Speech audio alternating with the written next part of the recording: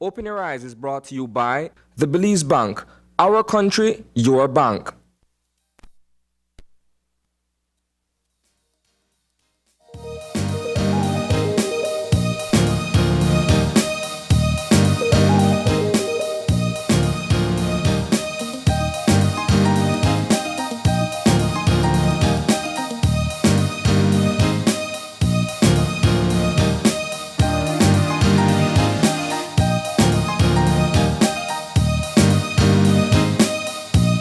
Good morning and welcome to Open Your Eyes. Such a morning, right?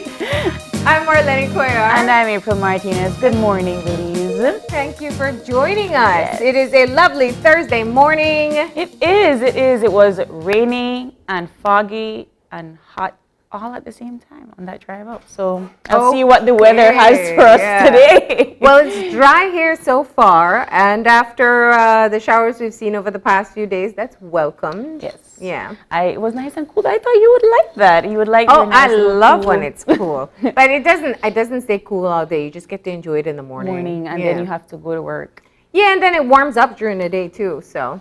But we're going to get more from our weather. I know they already told us that the cold front is over and that the weather would be improving. So we're gearing up into April and May, and that those the hottest months of the year. And of course, we know how that is like. And then of course, yeah, it was. I think we spoke with Francisca from the Met Service earlier this week, and she was reminding us that the fire forecast has started. Yes. I know you probably suffer with that more, being inland, that the smoke that you have to deal with during the fire season. Yeah, and then last year it was terrible. You'd actually see the little ashes just come into, and then the soot settles all over the yard. It's all right. Not cool. Let's not move into April problems as yet. We're still in February, right? There's a lot of other problems to talk about. And other things to celebrate as well. I do want to make a note, of course, yesterday was the official state memorial. Yes. And the final farewell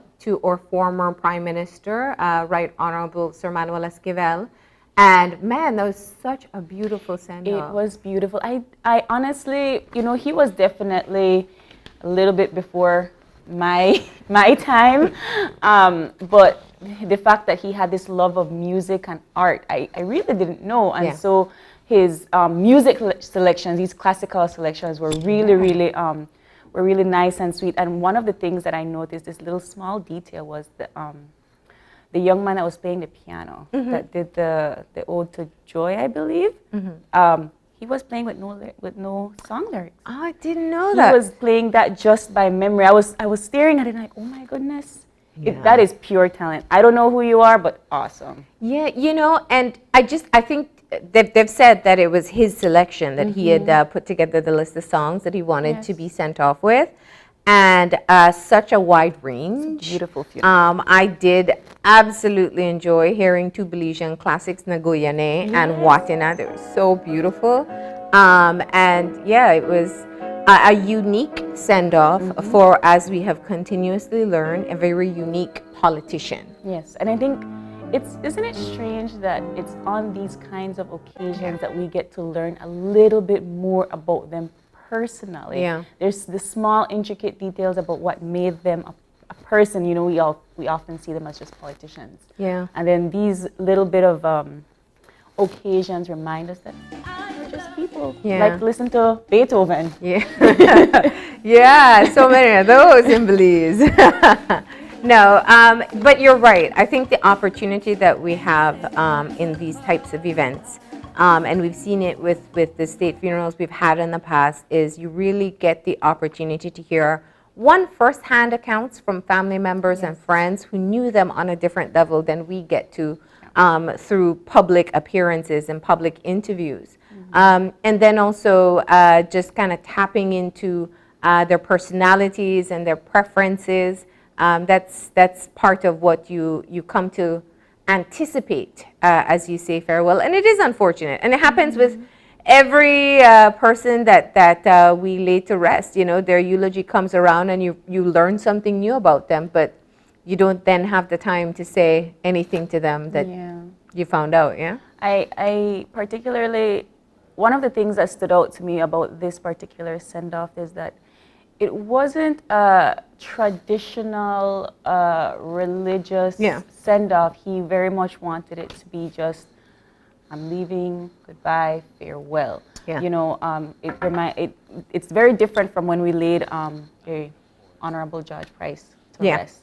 Yeah. It was very, very different, but beautiful nonetheless. Yes, of course. And you know, it's been very clear that this was his wish. Yes. You know, if you're a scientist, you kind of understand how that probably, his deep dive into science, his instruction in science, you can understand how he probably developed this perspective. You know what really, I guess I'm going to say it bums me out, is that those are other things that we don't talk about when we spoke about Sir Esquivel. He was a scientist, he was a teacher, he was all of these careers in one person, and we only talk about the politics. Yeah. Well, but we got the opportunity to learn quite a bit. And of course, his wife does the book that she published last year, Still Waters, gives you a completely different perspective. Not as a politician, but as someone who has witnessed everything that he'd done, both in his professional career, but also as in his private life as well. So there's always the book that you can pick up to learn more. I've seen it. I've seen it in Dakers, and I've seen it at Angelus Press. So Yeah. if you want to learn more, go get yourself a copy. All right, so that is where we are as of today. And we're going to get on moving into our show, get some motivation going. Yes. And that means it's time for our eye opener. And our eye opener, taken from dailyom.com, goes like this. Rediscover the little things in life that make you happy.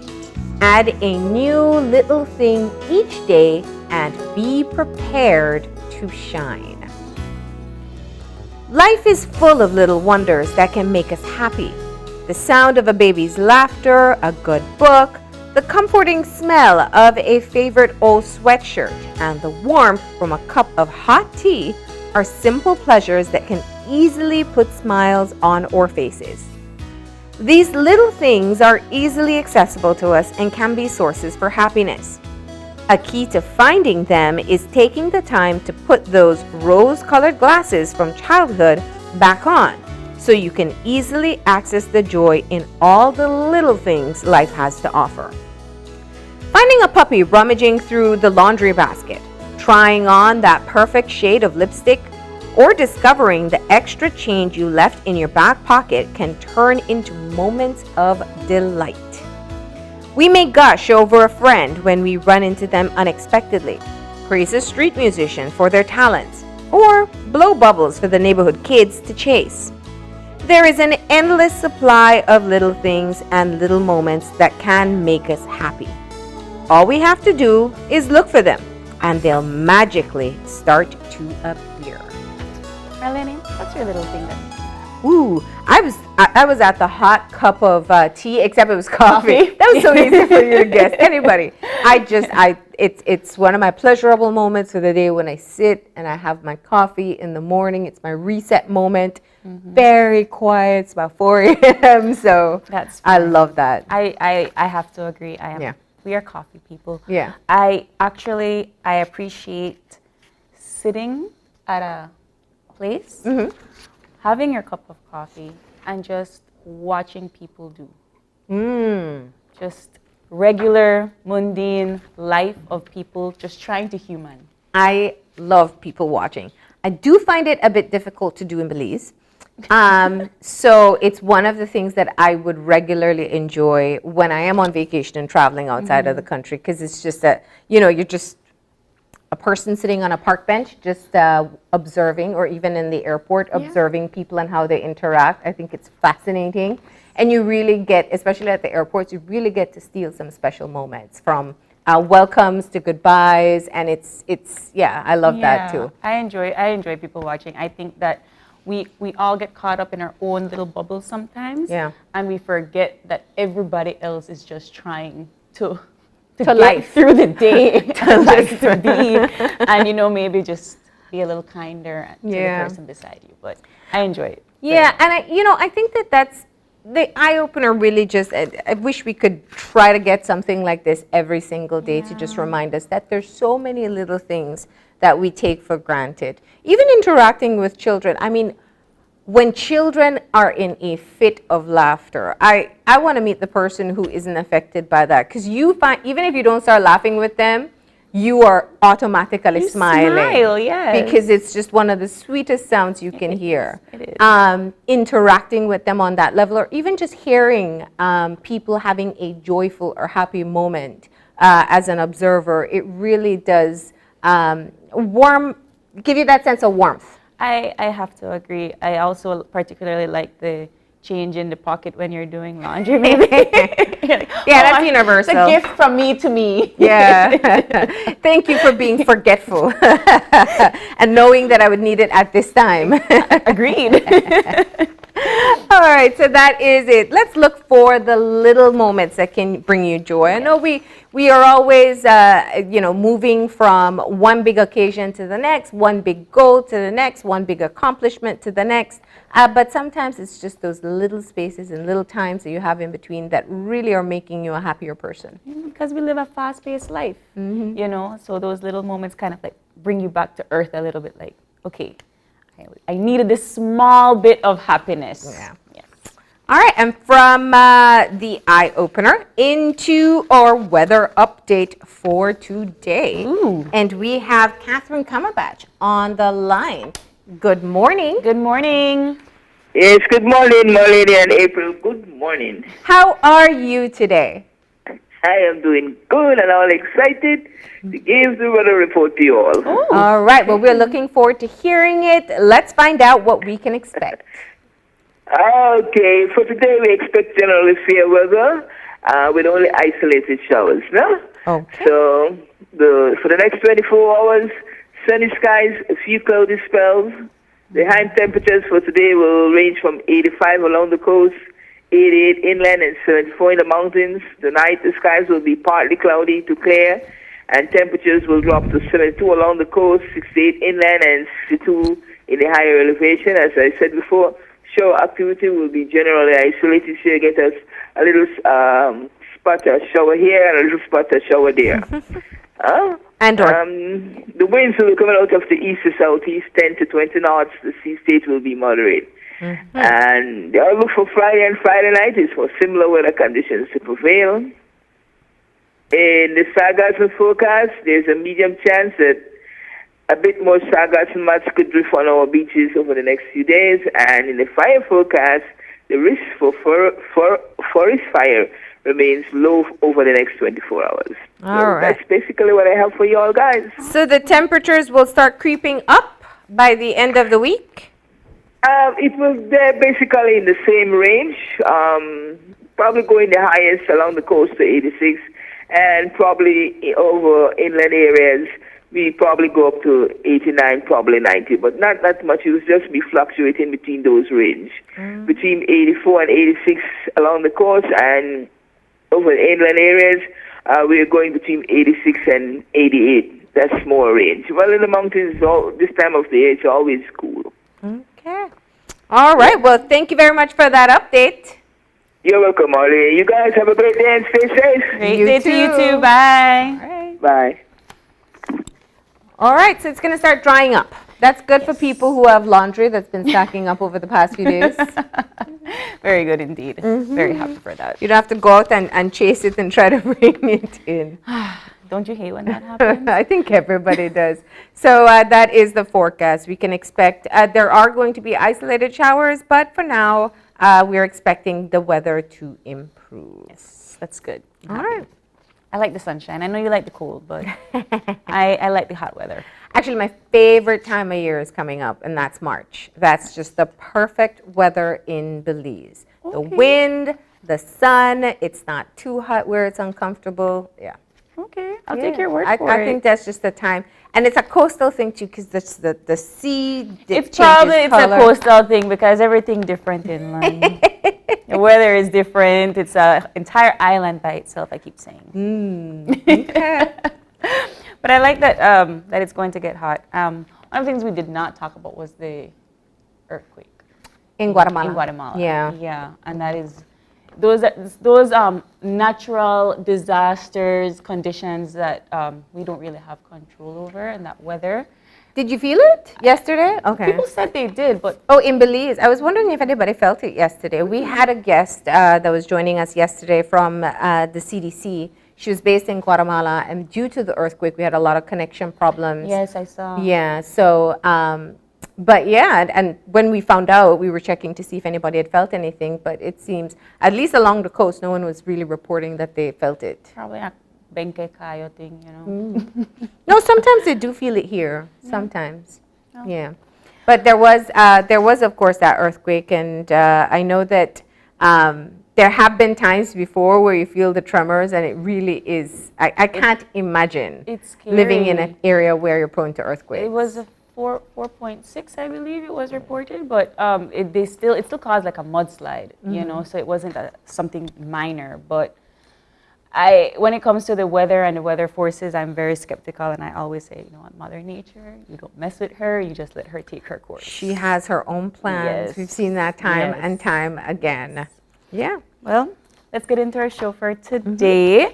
Our first conversation, we're going to have a personal reflection of battling with mental health. So mental wellness is our first conversation today. We're going to be discussing, the stigma associated by young people in Belize. So that's going to be a conversation. The topic of mental wellness has been something that I feel is ongoing now lately. Yeah, and that's a good thing. Yes, That's absolutely. a good thing. We I'm need really to talk happy. about mental wellness. The second part of our show, of course, if you tune into U.S. media, you know that they are commemorating Black History Month, and across the Caribbean, it has become a wider conversation as well. So today, we're going to be putting into perspective the significance of Black History Month. In Belize. Awesome. And then our final discussion for today will be talking about an online program to assist students in math and English. So that's going to be our last conversation coming up. All right, so that's what we have in store for you today, but we got to take a break. But before we do, we got a birthday shout out, and we Yes. are saying happy birthday to Tamika Swift. Happy birthday, Tamika. We hope you have a wonderful day today. All right, Tamika, that comes from all of us here at Channel 5 and Open Your Eyes. We're going to go ahead and take that break, and when we come back, our first conversation is going to be about mental health and mental illness in Belize, so please stay tuned.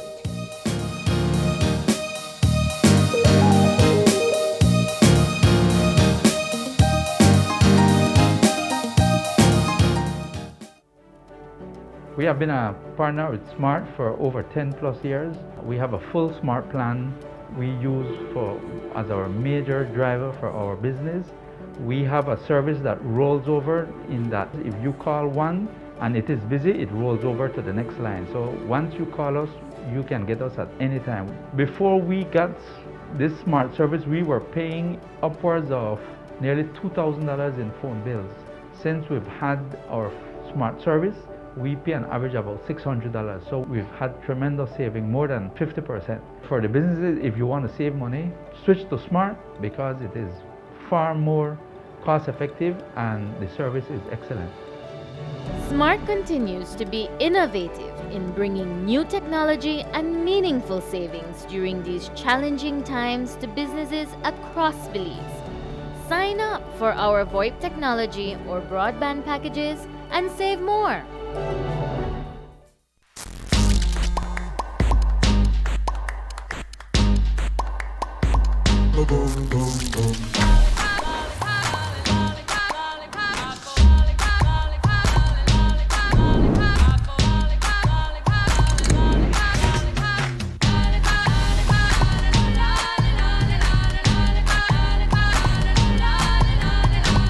Stream as you go with SmartStream, video on demand. Coming soon. The Social Security Board, in collaboration with the Labor Department, takes this opportunity to remind insured persons of the requirements for compensation when on sick leave. Any employee who has worked with an employer for at least 2 months is entitled to 16 working days of sick leave with full pay every year. This is how it works. Upon approval of a sickness or injury benefit claim by SSD, 80% of the employee's weekly insurable earnings is paid as a Social Security benefit, and the difference in the employee's salary is paid by the employer. This is to ensure that the employee does not suffer any loss of wages when ill. After 16 days, compensation for sick leave is paid as a Social Security benefit only. Some conditions apply. This message is brought to you by the Social Security Board and the Labor Department. Social Security Board, safeguarding you, your family, your future.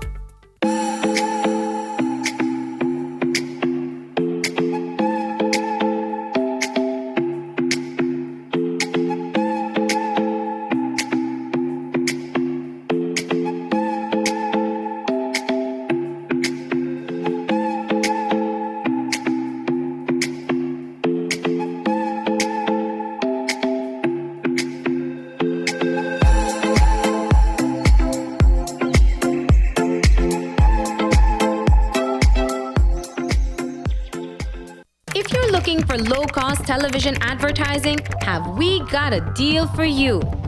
Advertise on Channel 5's Daily Classifieds. Channel 5's Daily Classifieds is one of the most effective methods for introducing yourself and your business to the community. Use our Daily Classifieds to recruit employees, promote specials, promote your products or services, promote a business opportunity, increase traffic to your website, and advertise items you have for sale. Let us help you save valuable time and money. Call us today at 223-0146 or visit us at our offices on Pony Drive to discuss how we can help your business grow affordably. Channel 5's Daily Classifieds. Advertise today. When someone you love becomes a memory, the memory becomes a treasure. Channel 5 introduces the Daily Obituaries. The Daily Obituaries will broadcast all death and funeral announcements and memorials to honor your loved one's life and memories. The Daily Obituaries airs on Channel 5 prior to the evening newscast, with subsequent repeats at 10 p.m. and 12 noon the following day. It will also be placed online on our social media platforms, all for a standard package fee. Celebrate their lives and memories with Channel 5's Daily Obituaries. Honor in life and reverence in death.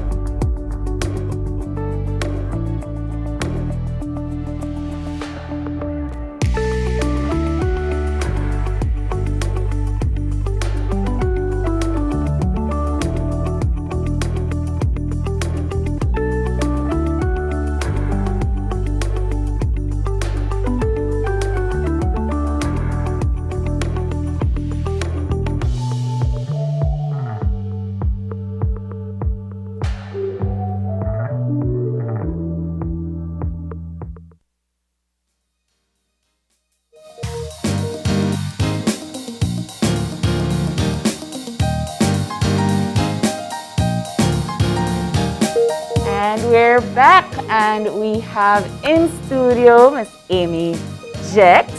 Welcome, who's here to talk to us about mental wellness in Belize. And we also have joining us via Zoom, Jeremy Vargas, who is also a counselor. And we have a special guest with us, Miss Heavenly Tillett. And she will be joining us very shortly. She just stepped away for a moment. But Heavenly is a mother of two who is brave enough to share with us her story about battling depression. So good morning, everyone. Thank you for being with us. Good morning. Good morning, April, Marlene, and Miss Amy. Hi, good morning. Hi, thank you for having me here. Morning, Jeremy. Morning, Miss Heavenly. Yeah. So it's, it's always a good time to talk about mental health because there's always someone who may be struggling and not realizing that there are opportunities to get help. And I want to start off with that because Amy and Jeremy both do private practice in Belize. And we've seen an increasing number of persons accessing mental health care. But given the issues surrounding the pandemic, let's talk about what you're seeing in today's date. You want to start, Amy? Sure. Private practice for me, I started in 2013, and because of COVID, it has transitioned. Back before the pandemic, I had a really ethical and moral kind of thing. Do I do online sessions? And now online sessions are the norm. I do online sessions 3 days per week. I split my week half and half between online sessions and in-person sessions. Right. That has been the major change. Second, you're more careful regarding who's in a vulnerable population. So if you have someone who has an immune disorder, you'll prioritize them by not having them come in. And of course, there's the uptick in diagnoses in different areas. So even though I saw mostly depression and anxiety before COVID, it's just ballooned up significantly. Yeah. So people will walk in with something and you see the underlying depression, you see the underlying anxiety that they present with or that they have behind what they're presenting. Yeah. So sometimes those symptoms are upfront and sometimes they're the underlying condition. So you really have to take time to go through and see exactly what people are presenting so that you don't miss something. And I think one of the bigger issues, I don't know if for Jeremy, but for me, being in private practice, we have to be cognizant that a lot of people are in a different financial situation at this point, right? So it's very important to see maybe someone who lived out district used to be able to come and go every week or every 2 weeks. And now that's not possible, but still they don't feel, some of them, they want to come in. And so we have to make arrangements and, be more understanding of people and their financial situation. Whereas before, if I need counseling, I'm going to figure out a way to do it. Yeah. But now I know I need counseling, but financially I can't afford it. So we have to talk. Where do you live? What are the resources in your area? Do you need testing? Do you need an official diagnosis for purposes of homeschooling or, or for work? Because all of these things now, because of COVID, let's say you are someone who works in the office, but in your office you work in a very crowded environment, and that gives you anxiety. Yeah. So we have to sit down and look. So let me give Jeremy but I'm glad, and I want to use what you've just said as a jumping point for you, Jeremy, because one of the things that I wanted to know is, what do you find to be the catalyst, like the final push for somebody to call up a therapist or a counselor and say, I want to make an appointment and show up subsequently? That's actually an interesting question because it varies depending on the person. A catalyst can be the pandemic that's happening right now, where they no longer have the freedom to do the things that they want to or could have in the past. Or it can be a family member who constantly prods and pushes them, and then they feel like they're overwhelmed, and then they recognize, hey, I need to do something for myself. Other times it's a coworker or even a friend who says, you look a little bit off today. What's going on? And then it sparks that conversation about mental health.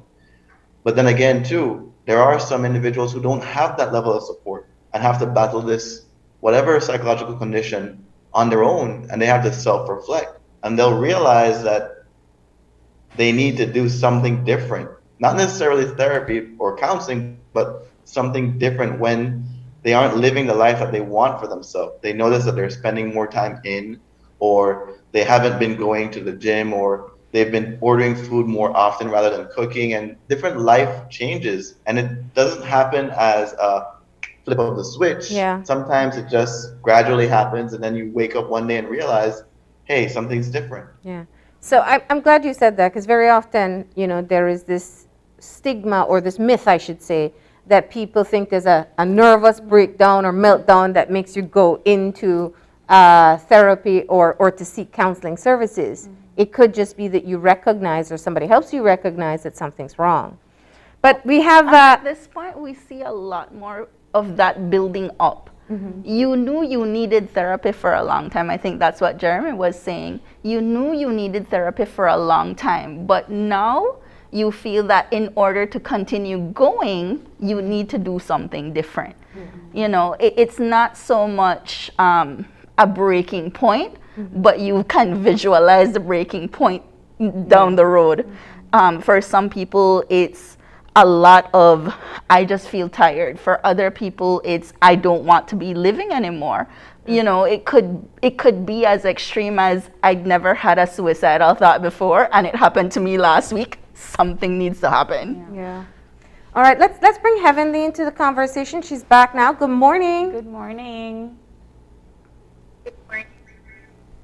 All right, let me see if we can hear you. Can you say good morning again? Heavenly, are you there? Good morning. Oh, there you are. There, can you hear me? Yes, we can. So first of all, I want to say thank you for choosing to share your story with us. And with that, just tell us, what made you realize that you were battling depression? Well, for me, it started like 2 years ago when I had my first child, and then it was like I was going through changes in my body. I was alone sometimes, and then sometimes you just don't want people around. And then I started to feel sad, and then I cried all the time. And I was just going through like a whole,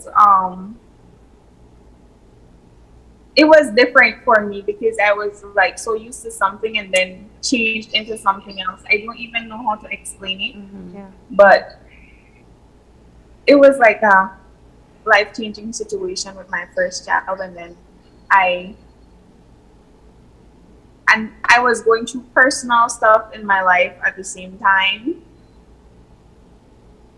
Like, it was just a lot. It was just a lot to deal with, and to realize that I was having depression and anxiety. Like, before I got a car, I remember going to catch the bus, and I was going to get the bus, and I sat at this bus terminal, and I just started to cry for no reason at all. I just, there at the bus terminal with lots of people there, I just sit there and I cried.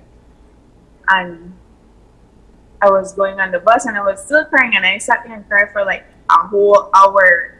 Mm-hmm. And then I realized that, yeah, you know what, something is definitely wrong with me, and I didn't even know how to cope with the situations, to be honest. Mm-hmm. So what'd you do? Yeah. For me, I didn't really seek counseling because I feel like people don't understand me, and I feel like nobody understands what you're going through, and then you go to counseling, and then you feel like that's not helping either. So I just started to like do my makeup. When for me, my therapy is doing my makeup and taking pictures of myself, and or I know that people may say, oh, you shouldn't post your business on social media, or social media isn't. However, people socialize, or everybody have like their own way of venting or stuff. I just started to. I feel like I was a mess. I am still a mess actually. I just post on social media, and then I have like people who communicate with me and talk to me and be like, like, and then this is when I realized like it's not only me going through it, and it's like a lot of everyone is going through battles of their own, and you just have to find something that makes you want to be here, like, and not commit suicide. For me, it was my baby. I feel like in my past, I have went through like a lot. In my past, I was a little girl, I was molested sexually. I was sexually harassed and by family members and step family members, of course.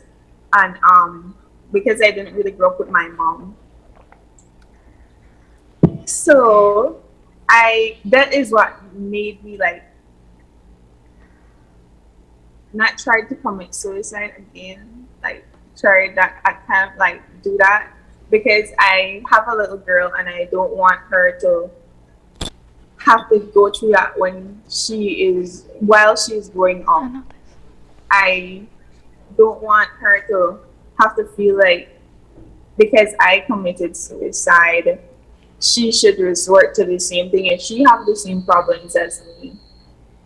And so I feel like the only reason I'm alive is because of my baby, and now I am on my second child. And I'm going to be honest, I didn't want a second child. But then the baby was there and I had no choice but to keep her. And so now I have two girls, and I just had baby like 3 weeks ago. Oh wow. And I am going to, like at this point right here, I'm going through the worst time, like physically, mentally, emotionally, and then I feel like it's postpartum depression and my depression and anxiety all mixing up together, and then like postpartum depression and my depression is like two totally different things. So Heavenly, sorry, I thought you were finished. It's just a lot. It is a lot. No, I'm finished. You can go ahead. No, I just want to say thank you for sharing your story with us. Not many people are brave enough to speak of when bad things happen or when they have emotions that are not joyful and happy. As you know, we have 2 counselors with us who can be able to chime into the conversation. I know, Amy, you had something you wanted to share with her?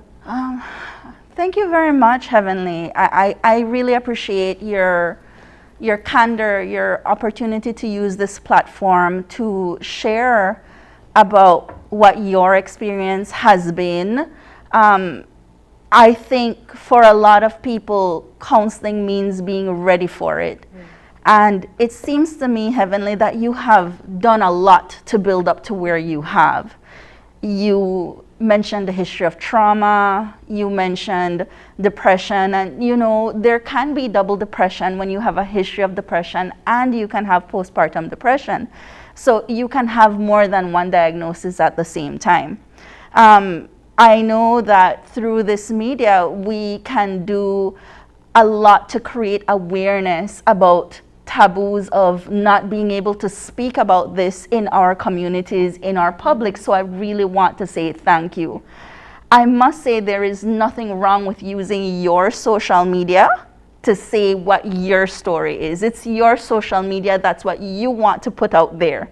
You know, you can do that. That's your platform. If you feel very strongly about something, it's very good to be able to use your platform to speak your truth. So I really appreciate everything that you have gone through and be here to share with us, especially this morning when we have so much awareness. And I know that you have been reading up about depression, about postpartum depression. You have been able to see some of these things that will be able to help you. You've been helping yourself. One thing I want to point out is you don't have to do the journey alone. You know, you really don't have to do the journey alone. And you mentioned that counseling may not help you, but for a lot of people, it does good. And it's not that you need counseling forever. You go in, you speak to a therapist, the therapist listens, we can lay out a pattern of changes you have been making. We look at what changes you want to continue making, and we set goals for what you want to achieve in life. Living with depression is not suffering with depression. You know, I've heard on social media a lot in the past month, I'm suffering with this, I'm suffering with that, you know. But we don't suffer with anxiety. It's a human nature to have anxiety. We experience anxiety, all of us. Even people who don't have clinical diagnosis of anxiety experience anxiety. And it's just the strength, the intensity of the emotion that may qualify you for a diagnosis. So I will say, you know, it's really important to recognize your journey and your path. And if you are ready to have a therapist walk along you on your journey, I would highly recommend that you move in that direction, you know, because processing something on your own is good, but when you process it with a therapist, it takes you to another level. Yeah. That outside perspective really would help you to see more of your progress a lot of the time, because especially when you have a history of negative thoughts, a history of others putting you down, a history of not feeling good enough, sometimes you don't pick up on your own little, you know, triumphs. Progress, yeah. And so I think it's really nice to take a look and see what the process is like. Like Mr. Jeremy and I were saying, you know, our practice has evolved where we do online counseling, and we do have resources in every district. You know, we have the Ministry of Health who provides counseling in all the districts, who provides the PNPs in every district, psychiatric help. It may have been to a point where medication management could have helped you as well, Ms. Heavenly. You know, it's an option. It's not something that you have to do. But very often when there is severe, intense depression, it does help people a lot. And I want to use, you know, you said some really critical things in your story, because I'll be honest, we all throw out mental diagnosis, mental illness diagnosis casually. We say, oh, I'm depressed. And I may just be having a sad day. But you talk of some of the things about uncontrollable crying, some of the things that perhaps the psychologist will be able to share are in fact signs of depression. Jeremy, let's get you into the conversation here. Heavenly story, I think, is one where you've all heard some version of or combination of these issues. Let's talk about recognizing signs of depression. So recognizing signs of depression, it's an interesting topic in that it looks the same yet different for everybody, because we all have our own coping strategies that we use, right? Miss Heavenly, you talked about putting on your makeup and feeling good on the outside in hopes that it makes you feel good on the inside too, and it works, right? We call those client-created strategies, and it works. recognizing signs like uncontrollable crying, insomnia, or waking up too early and can't go back to sleep, loss of appetite, Yes. loss of interest in things. These are all diagnostic criteria for depression, right? And I use the word diagnostic because it's to give a diagnosis, but that doesn't mean that you need to have all these things to benefit from assistance from a therapist or a counselor, right? Because a mental health professional on the journey, as Ms. Amy was saying, it gives you a different perspective. However, the only person that decides if that's the best thing to do is an individual, right? Nobody can force you to do therapy or counseling because then it's not going to be as effective. Yeah. Now, those symptoms, when you recognize them, what to do next, right? That's where it gets a little bit scary because we start to worry about the stigma that is, what will people say if they see me going to this place, or are they going to judge me? Will they call me crazy? That word always gets thrown around casually. Yeah, And I think that's where my fear lies. Like, when I think that's where my fear lies, to like get help. I don't want anybody to. Well, I know people probably already think I'm crazy going venting on social media and what's not, but I do feel like going to an institution and being judged for it is like a huge part of why I'm scared to actually get like that serious help, because I have tried, but then like you said, the part where that individual have to figure out what comes next. Yeah. Like that's where it got scary, and then that's where I backed down, and then I just But Heavenly, everything just keep all over again. Heavenly, you talked about going on social media, and you said that you shared your story on social media. And just first of all, that is really, really brave, because social media can be a very cruel place. Do you find that people are responsive to your posts, and do you think that other people are taking it seriously, then that they're taking mental health seriously on social media? You're a beautiful young lady, so I would imagine that your generation is the same age and young like yourself, that you guys are talking about mental wellness. Are you speaking about that on a serious level? No, because I would say no, because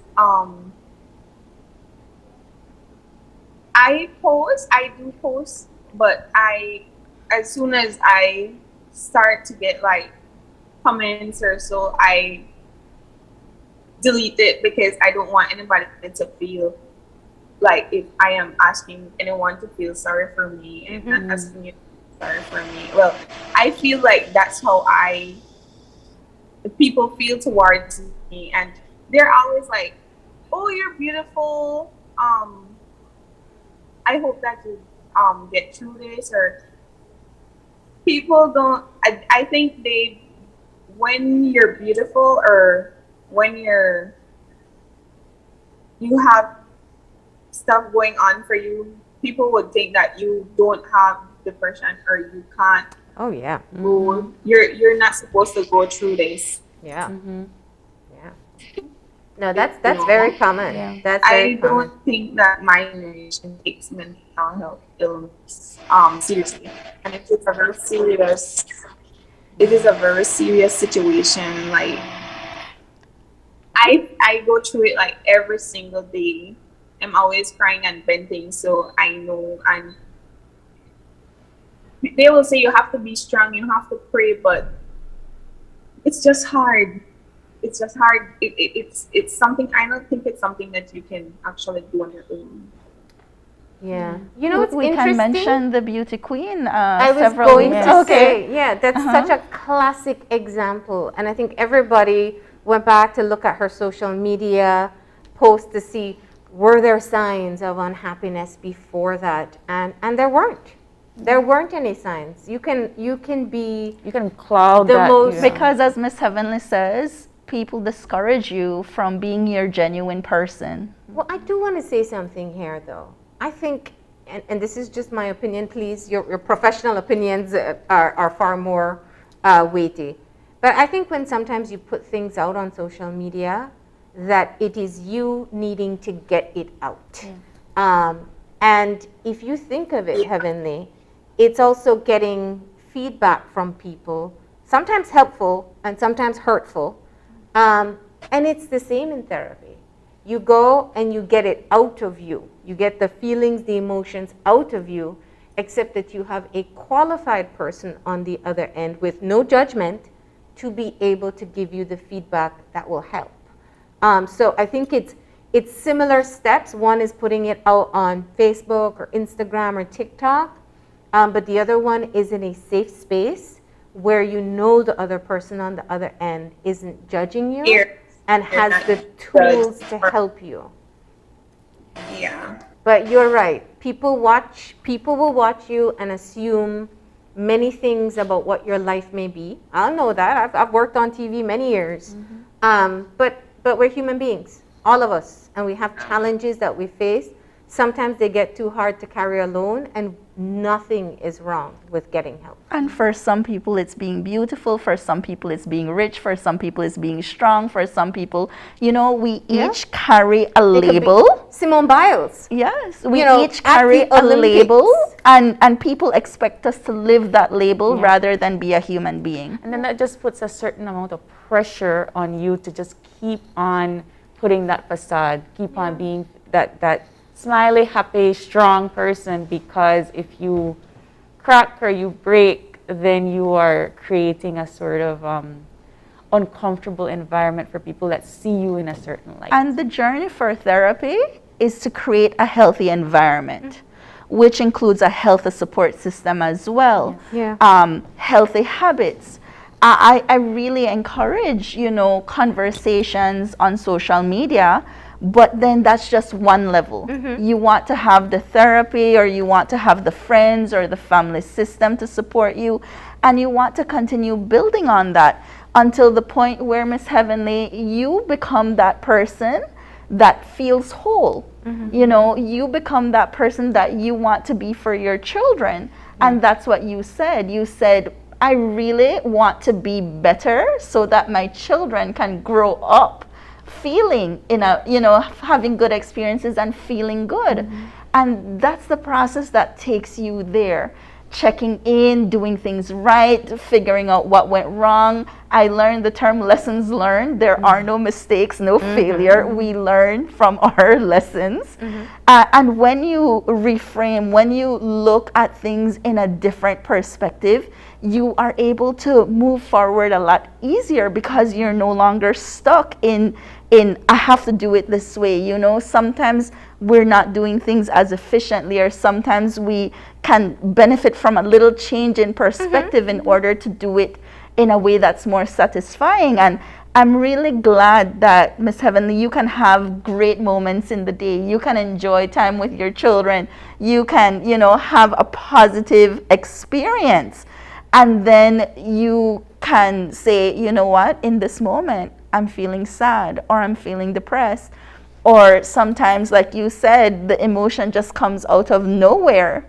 And you can have that experience and still have a range of experiences, because even in depression, even having a mental health illness, you still have different moods, you still have positive moments, and you can still benefit from all of these experiences as well. I think this is a great jumping point for the broader conversation, because I think when people think of mental illness, there's so many different disorders that are thrown around. And Amy, we were talking before, you said you have clients coming in with TikTok videos saying, I have these very serious disorders because TikTok said so. I have these tendencies. I wouldn't put it that way. What happens is that because we're out of school, we find that a lot of younger people spend a lot of time on social media, and they may be experiencing some depression, they may be experiencing something different, And so you go on, you Google it, you go on YouTube, you go on TikTok, and you find these people who say they feel the same way as you. And so you find this community. And so just like how you have people on TikTok who share dances because I want to dance, I choose to dance. You have some people who come on and say, you know what, I feel like I have these different voices inside my head. Yeah. Or it could be, I found an article with that, and then, you feel, well, it's like this. I feel like there's a side of me that wants to do this thing, but then there's another side of you, and it becomes very easy to understand it that way. And it could be very similar with something like that. And the other one, I believe, are tic disorders, where you can go and you find it. And I found articles online that shows, you have a lot more people in an age group who are showing these symptoms, who typically in that age group don't show any symptoms. So you might have ADHD symptoms as well, and you see it and you can identify. And what I must say is that on TikTok, they have a very robust community, and you actually feel like it's helping you, because what it is, it's masking other things that are underlying. It could be anxiety, it could be depression, but the way it's presenting to you, it seems like how your influencer has it. And so I see it as, because this is my community, it's not my classmates anymore, I feel like it's what makes me feel understood. And I think Miss Heavenly mentioned that as well. She said, I don't feel anybody understands me. And so when you go on these communities, because you tell your parents, I'm feeling funny, you don't have the words to say I'm depressed. That is true. Right? And so you go on this community on I don't think we do Reddit that much, but Discord or Twitch, you go on TikTok, and you have this very robust community of people who say, if you're feeling this way, when I was feeling that, this is what I did. And they have a lot of helpful guidelines. They have a lot of helpful tips online. And that is what I don't want to say, don't do the social media. But once you recognize that you feel different, or there's similarities to what you see in the video. Address it in real life. It's a like lot when of the doctor tells you don't take somebody else's medication, because medication is personalized to you. It's like what Mr. Vargas was just saying, that it's different for other people. So you might think that it's similar, you have those similar so even symptoms. if in your family there is depression, it presents in you differently. Even if in your family there is anxiety, it presents with you differently. Even if in your family there is ADHD, it presents in you differently. And sometimes we see behaviors that are more popular now. Whenever I come on the show, I always say, back in the day, a lot of these things were present, but they weren't. Nobody talked about it. They weren't talked about, or they weren't seen. Right now, one of the things Miss Heavenly said is she has a history of trauma, and that, for the most part, says I don't trust people. So why would I trust a therapist who I have no idea how it works? And your story, Heavenly, I mean, again, I can't tell you how thankful we are for you to be brave to say that, because people are getting more comfortable saying, I'm a victim of abuse, or I have suffered abuse in my life. It's not as widespread in people expressing it, but it is widespread in people who've experienced it. I wanted to bring that to light.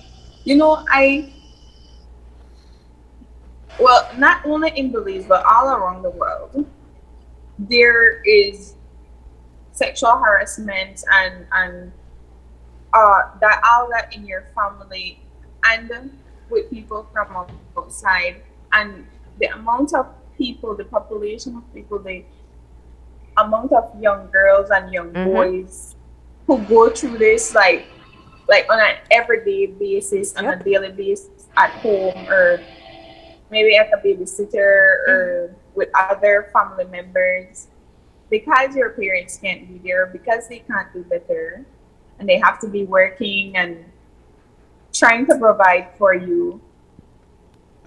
The amount of people who go through sexual harassment, and then that is just like that.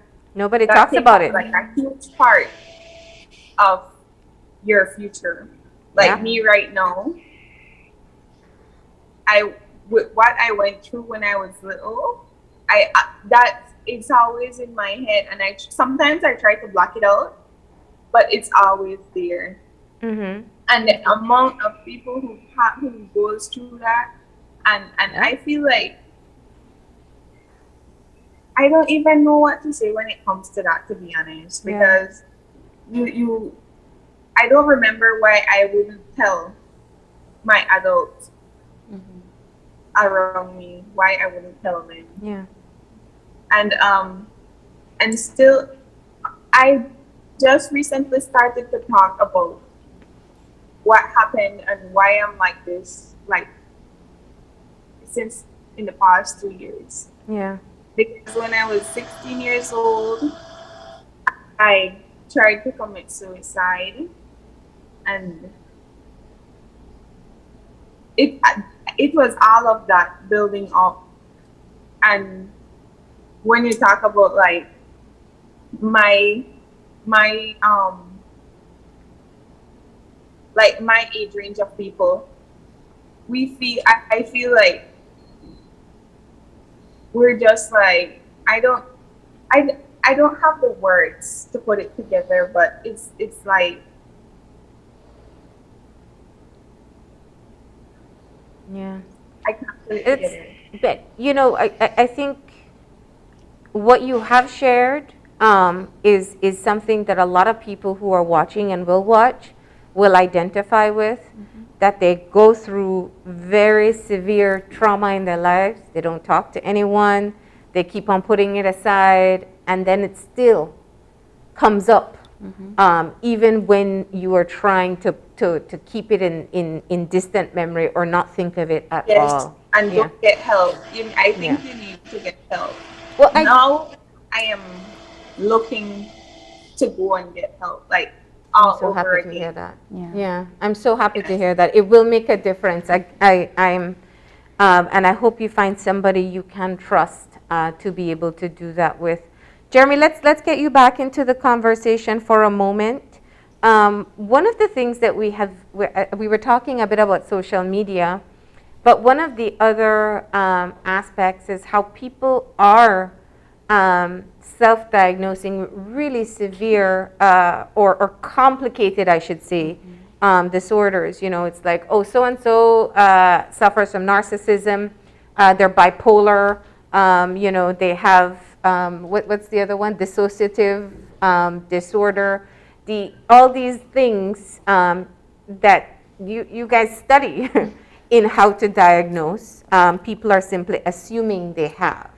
What's the implication here? So, social media platforms are designed to be short bursts of information. So, example, a TikTok video can only last about 30 seconds at the most. YouTube is trying to do that same thing. Facebook, Instagram, all of them are designed for short bursts of information. And what the people are doing are they're condensing a lot of information into simple bullet points, and it doesn't capture the whole essence of it. So someone might come and say, oh, I feel tired and I don't like to go out anymore. Then someone on social media will say, oh, that sounds like depression. You need to go read this article. Just like how Ms. Amy was saying. And then you'll go and read that article and you'll start to say, I'm doing these things. I believe these things. Now I must be depressed. And then we start to live that as a truth, right?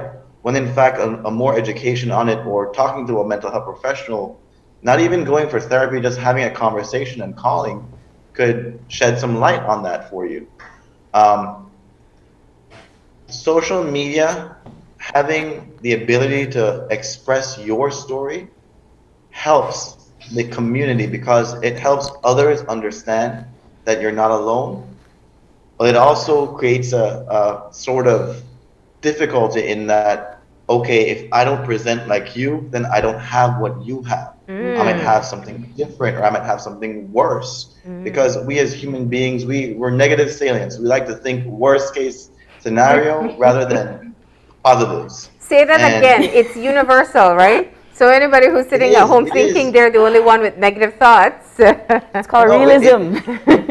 Yeah, it's self-preservation, right? We got to think about the negatives so we can prepare for them, because that's what our anxious mind tells us. And we all have anxiety. We all experience these mood dysregulations. For some, it's more intense, and that's where diagnostic criteria kicks in, right? So it's not just like you're supposed to be a happy person 100% of the time. That's an unfair expectation to yourself, right? You are allowed to have those moments when you feel overwhelmed and frustrated and I can't do all these things at once, and that's okay, right? But when it gets to the realm of I can't do all these things at once, and now I'm not feeding my dog, or I'm not taking care of my child, or I haven't taken a shower in weeks, then it becomes a clinically significant distress. And that's the key word right there, clinically significant distress. In all diagnostic criteria, that is one criteria that has to be met. You need to have clinically significant distress. And there's nothing wrong with not wanting to go out and wanting to be alone for a Saturday. That's not a problem, right? We all have to recharge our own ways. But when it becomes a cyclical pattern, then people start to say, I need to go research this. And then they start self-diagnosing and self-medicating. And that's when issues start to pop up, right? And with the access of social media, we self-diagnose and we self-medicate, not necessarily with only medication, but with other things. Oh, that person says I need to start going out and going to the gym. Okay, fine, you start to do that, but nothing different happens, nothing changes, because there's a missing component there. It's not just the gym. For that person, it's a valued activity.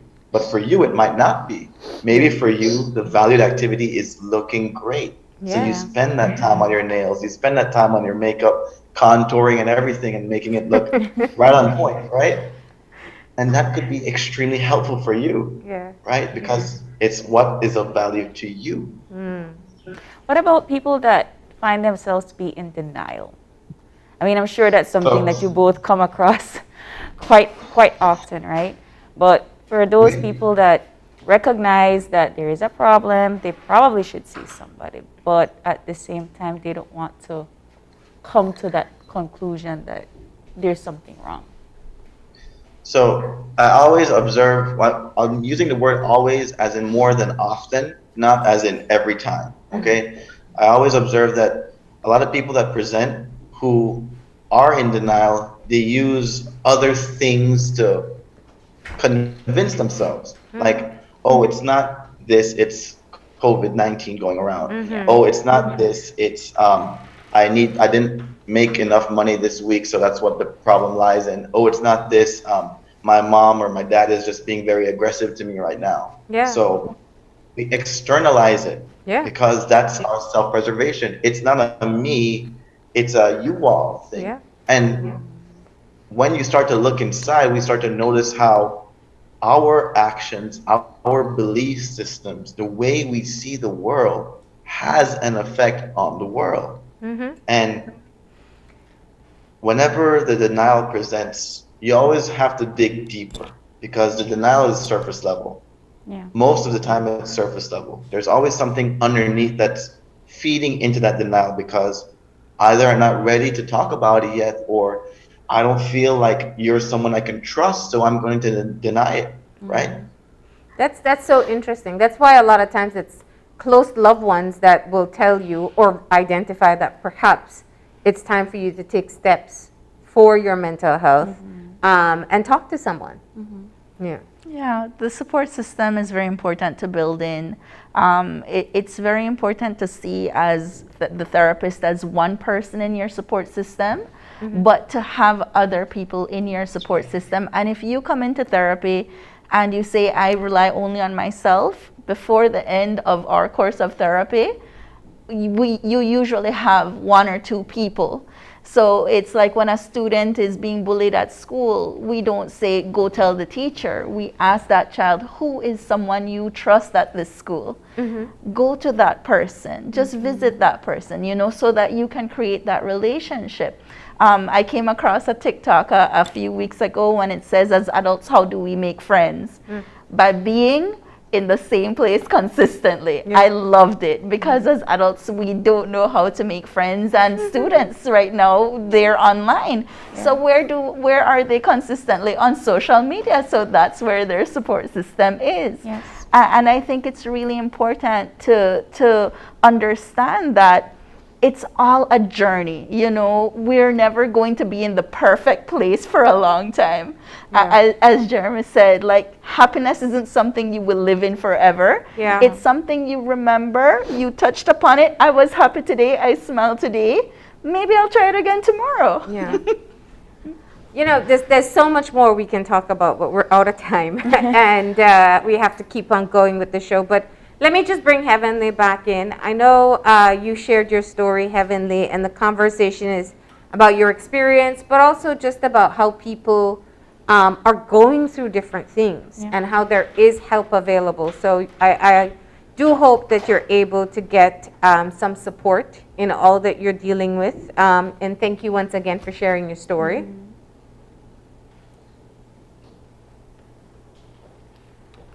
All right, and you wanted me to say something? No, I was just saying thank you. That's all for sharing. And closing thoughts, Jeremy and Amy. Jeremy, you go first, and then I'll say all the resources. Stigma will always exist. That's just a norm of the human population. But we have to find our people. We have to find the people we trust, and having conversations about them, about these things that are going on in our lives. So I encourage everyone who's watching this video, whether it's right now or later on, to find that person you trust and having the conversation about what you're going through. Because if you keep battling it alone, it will get to a point where you can't handle it as best as you can, and that's unfair to you. You want to give yourself a fighting chance. You want to give yourself the best possible outcome. So find that person you trust and share with them. Okay, whether it be on social media or in person. There are several resources in Belize. There are a lot more now than what there used to be, and that's very important to keep at the top of our conversation regarding mental health. I must point out that if there is not a need, there will not be services. So in order to grow the services in our community, we really need to focus on having people demand it, right? So we have to create and continue this conversation about mental health so that we can have more psychology professionals in the country.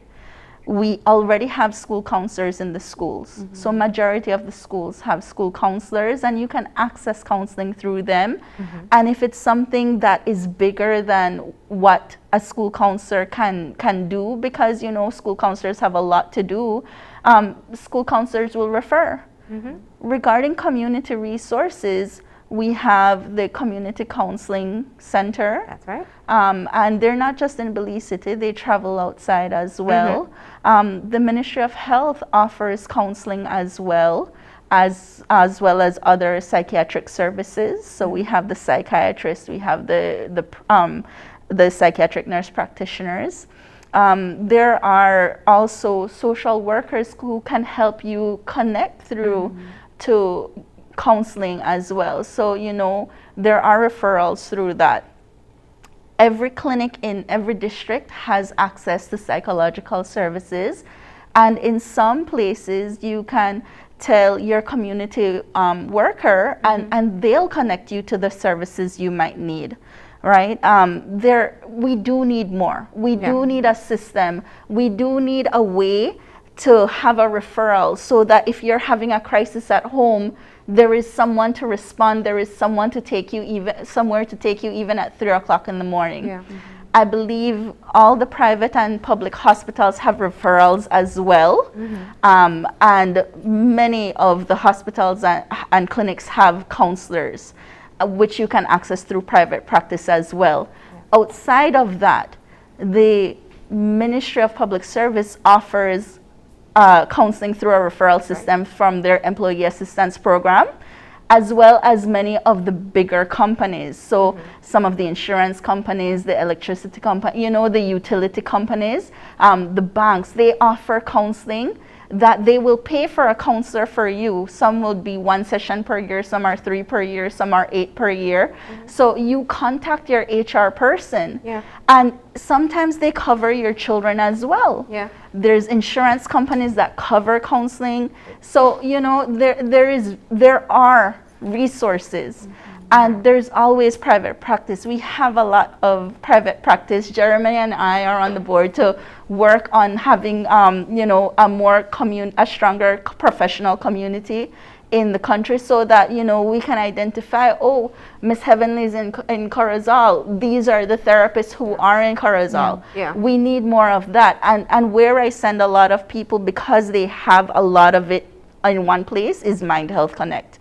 So if you go to the mindhealthconnect.com website, they have all the resources I just mentioned as well. All right. Well, we are grateful for the conversation. It was extended, but always, as I said when we started, a good time to talk about mental health. Thank you all for joining us this morning. And with that, we're going to go ahead and take a break, and we shift focus to Black History Month. So please, stay tuned.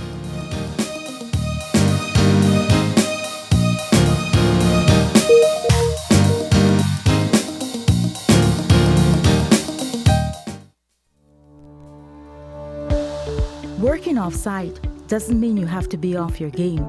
Studies have shown that simply adding a keyboard and mouse to your laptop increases productivity by 26%. Add a monitor and you'll be 35% more productive. At Fulltech Systems, we have what you need to enhance your remote work or e-learning experience. With devices such as headsets, video conferencing monitors, webcams, keyboards, mice, docking stations, all with the brands you trust. Keep connected with collaboration tools like Microsoft 365 Suite and Kaspersky, and perform efficiently no matter where you are. Fulltech Systems, your technology center, where you'll come for the price, but stay for the service.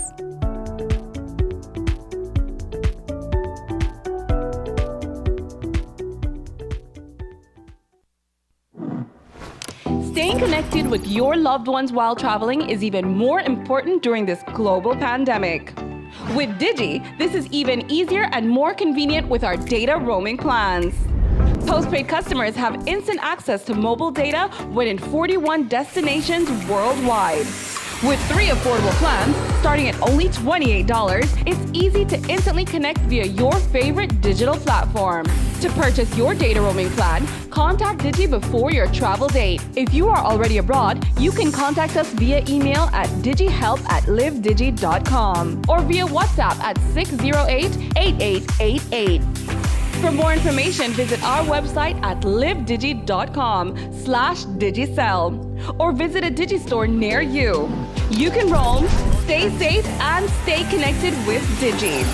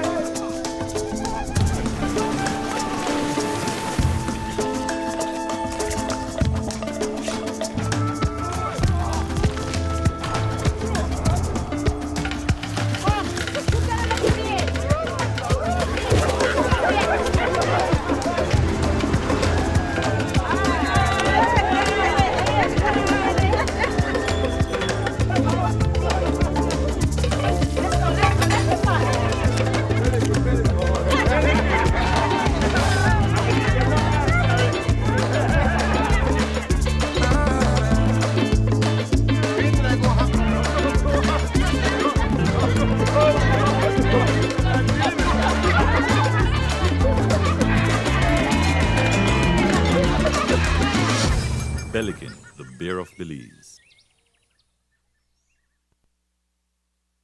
When someone you love becomes a memory, the memory becomes a treasure. Channel 5 introduces the Daily Obituaries. The Daily Obituaries will broadcast all death and funeral announcements and memorials to honor your loved one's life and memories. The Daily Obituaries airs on Channel 5 prior to the evening newscast, with subsequent repeats at 10 p.m. and 12 noon the following day. It will also be placed online on our social media platforms, all for a standard package fee. Celebrate their lives and memories with Channel 5's Daily Obituaries. Honor in life and reverence in death. If you're looking for low-cost television advertising, have we got a deal for you? Advertise on Channel 5's Daily Classifieds.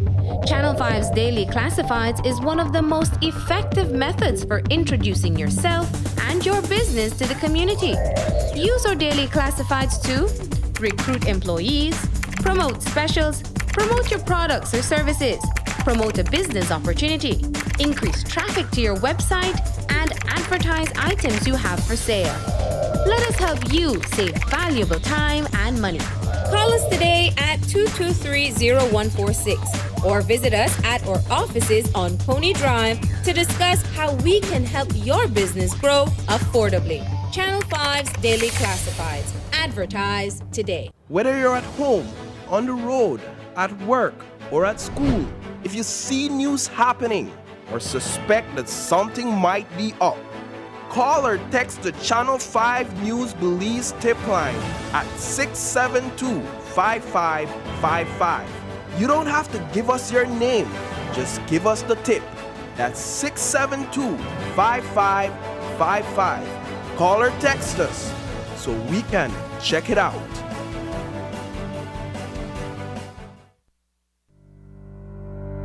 Reduce your risk of viral illness like the flu or the coronavirus. Wash your hands frequently with soap and water or with an alcohol-based hand sanitizer. Cover your nose and mouth when coughing or sneezing with a tissue. Throw away, then wash hands immediately. Avoid close contact with anyone who has the cold or flu-like symptoms. If you become ill, please visit your doctor or nearest health center and share your travel history. A health and wellness message from your Ministry of Health.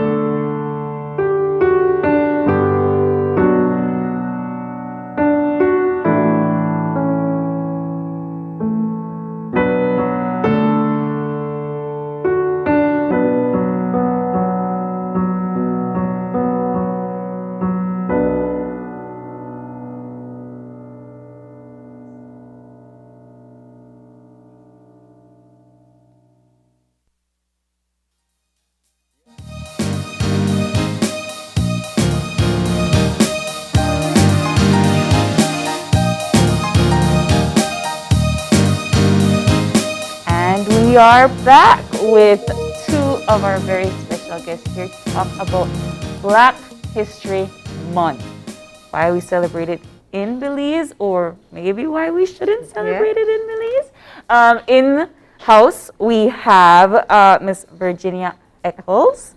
And in Zoom, we have Ryan Gamboa. Good morning, and welcome. It's so lovely to have you. Good morning. Yeah. Thank you for having me. We are just about mid-February, so we still have time to be able to commemorate Black History Month. And Virginia, I want to jump off with one of the first questions I'm sure people are asking at this moment. Do we celebrate Black History Month in Belize? Yes, you do. Mm-hmm. Now, if the entire country celebrates it, it's more like on an individual and individual groups. that are culturally sensitive will celebrate Black history. You have a number of historic events and people in Belize.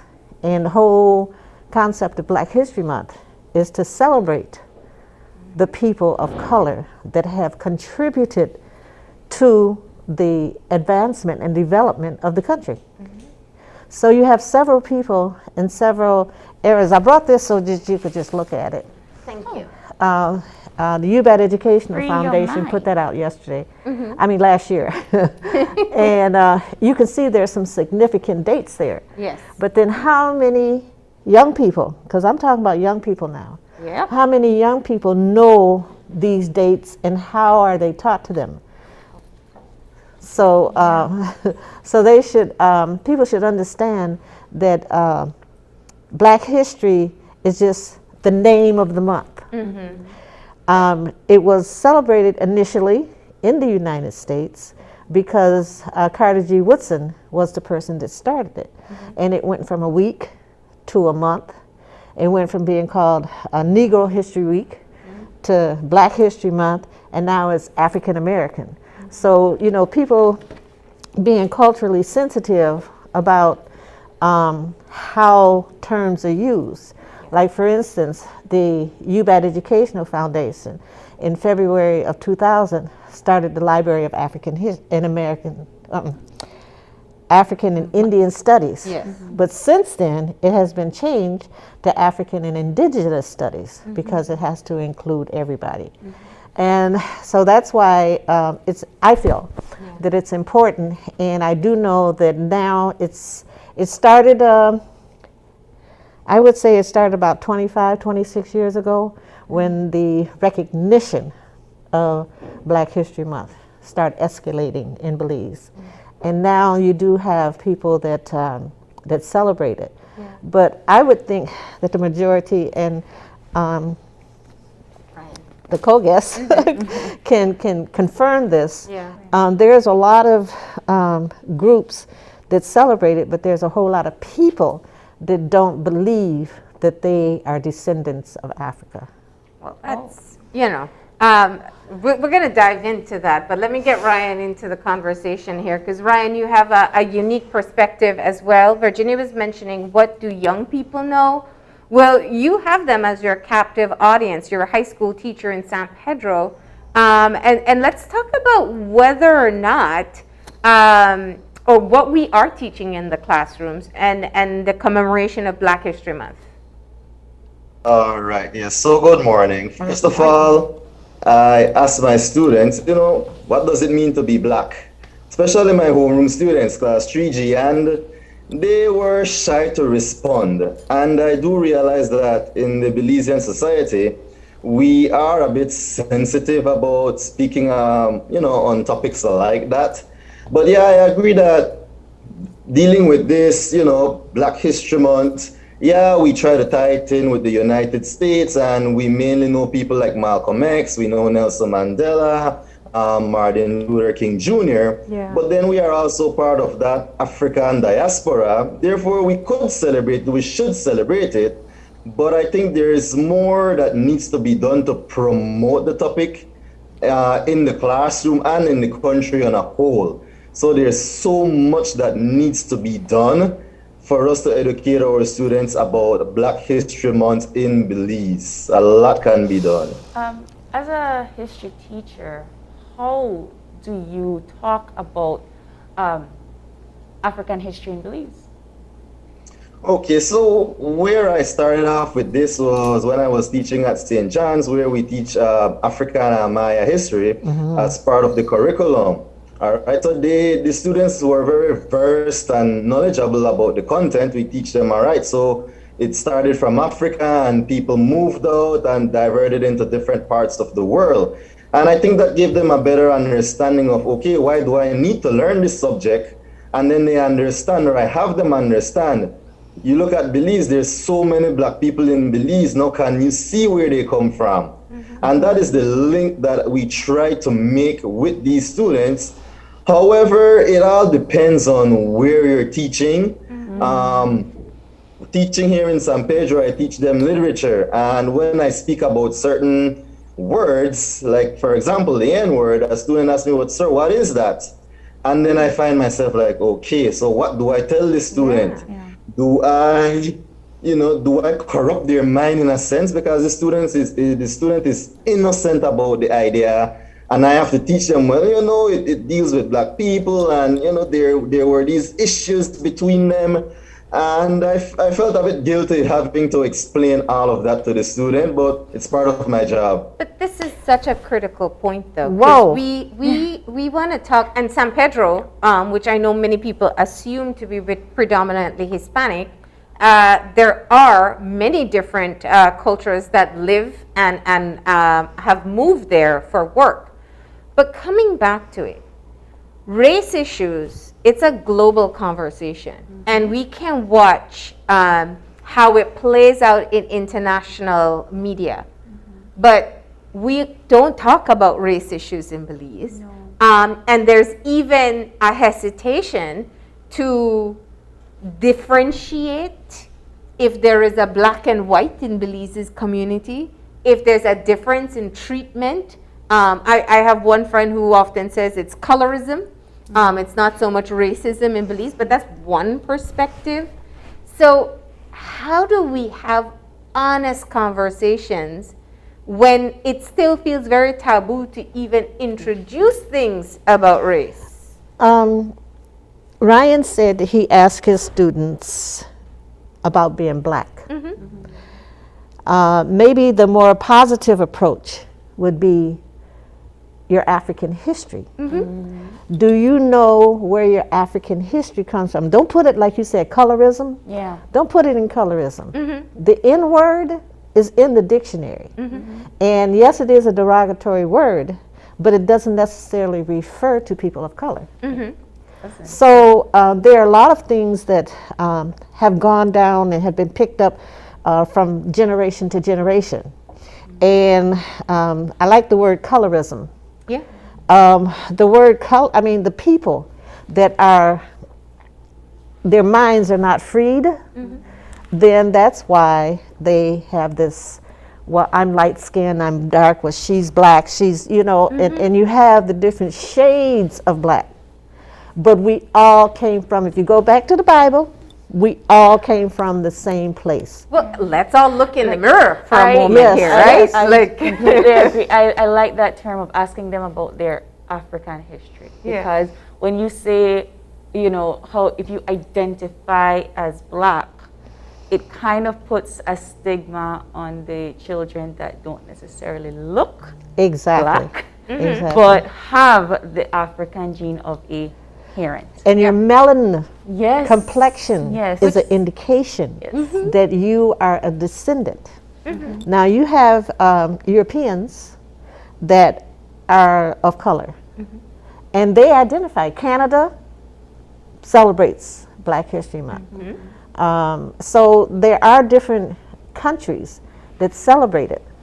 And even in Latin America, I think in the past maybe 10 years, we hear of the rise in the Afro-Latino, Afro-Latina culture. They felt that they have been ignored for so long because there's one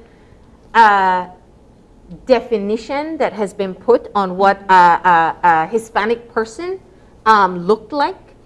And so it's so interesting the times that we're living in. And Virginia, let me tap into that, because you've been pushing, you've been educating, you've been talking for such a long time. How would you analyze where we are today? Are we moving further away from recognizing the roots of our ancestry, or are we moving closer towards it? I think you're moving closer.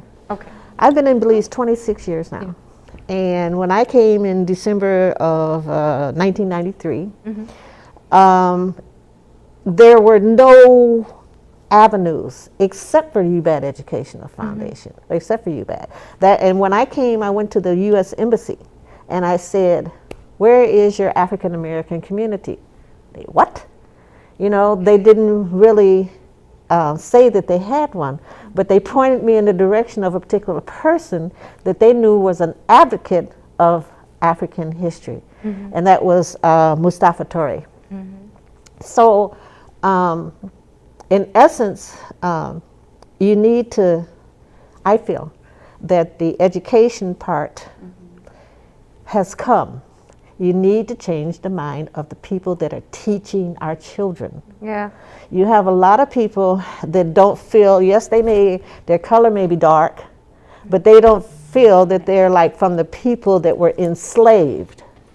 And there's only so many people that went to the United States as enslaved. I think you touched on a really good point, because maybe that's the problem. We teach slavery and emancipation.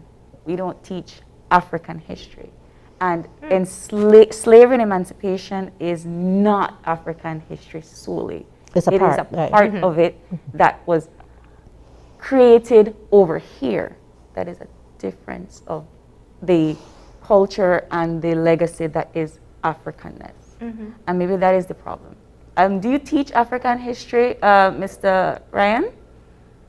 Okay, well, now with the new Belizean studies curriculum that they are using, yeah, we do teach it. But then when you look at if it's applied across the board with all different high schools, that is another issue.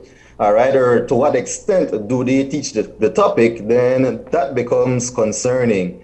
But I know where I was before, we used to teach it, and that is just how it is right now. I mean, even while attending university, you might not, when I study Belizean history at the University of Belize, I think I have learned more researching on my own and listening to different people speak than what they would be teaching in the class. So you don't get that sense, okay, Belize is connected with the African history due to, certain extent or certain topics, certain experiences.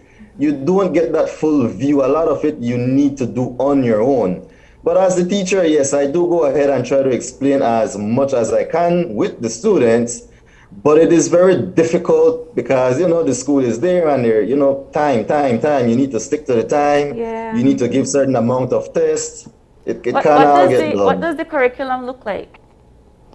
Okay, so when we look at Belizean studies, they try to focus on where we come from, all right, who are we? And yeah, they do teach a little bit about the African civilization in different forms, okay? So they teach about empires of Africa, experiences that these Africans went through, the process of their migration across the world into the Caribbean, into Belize.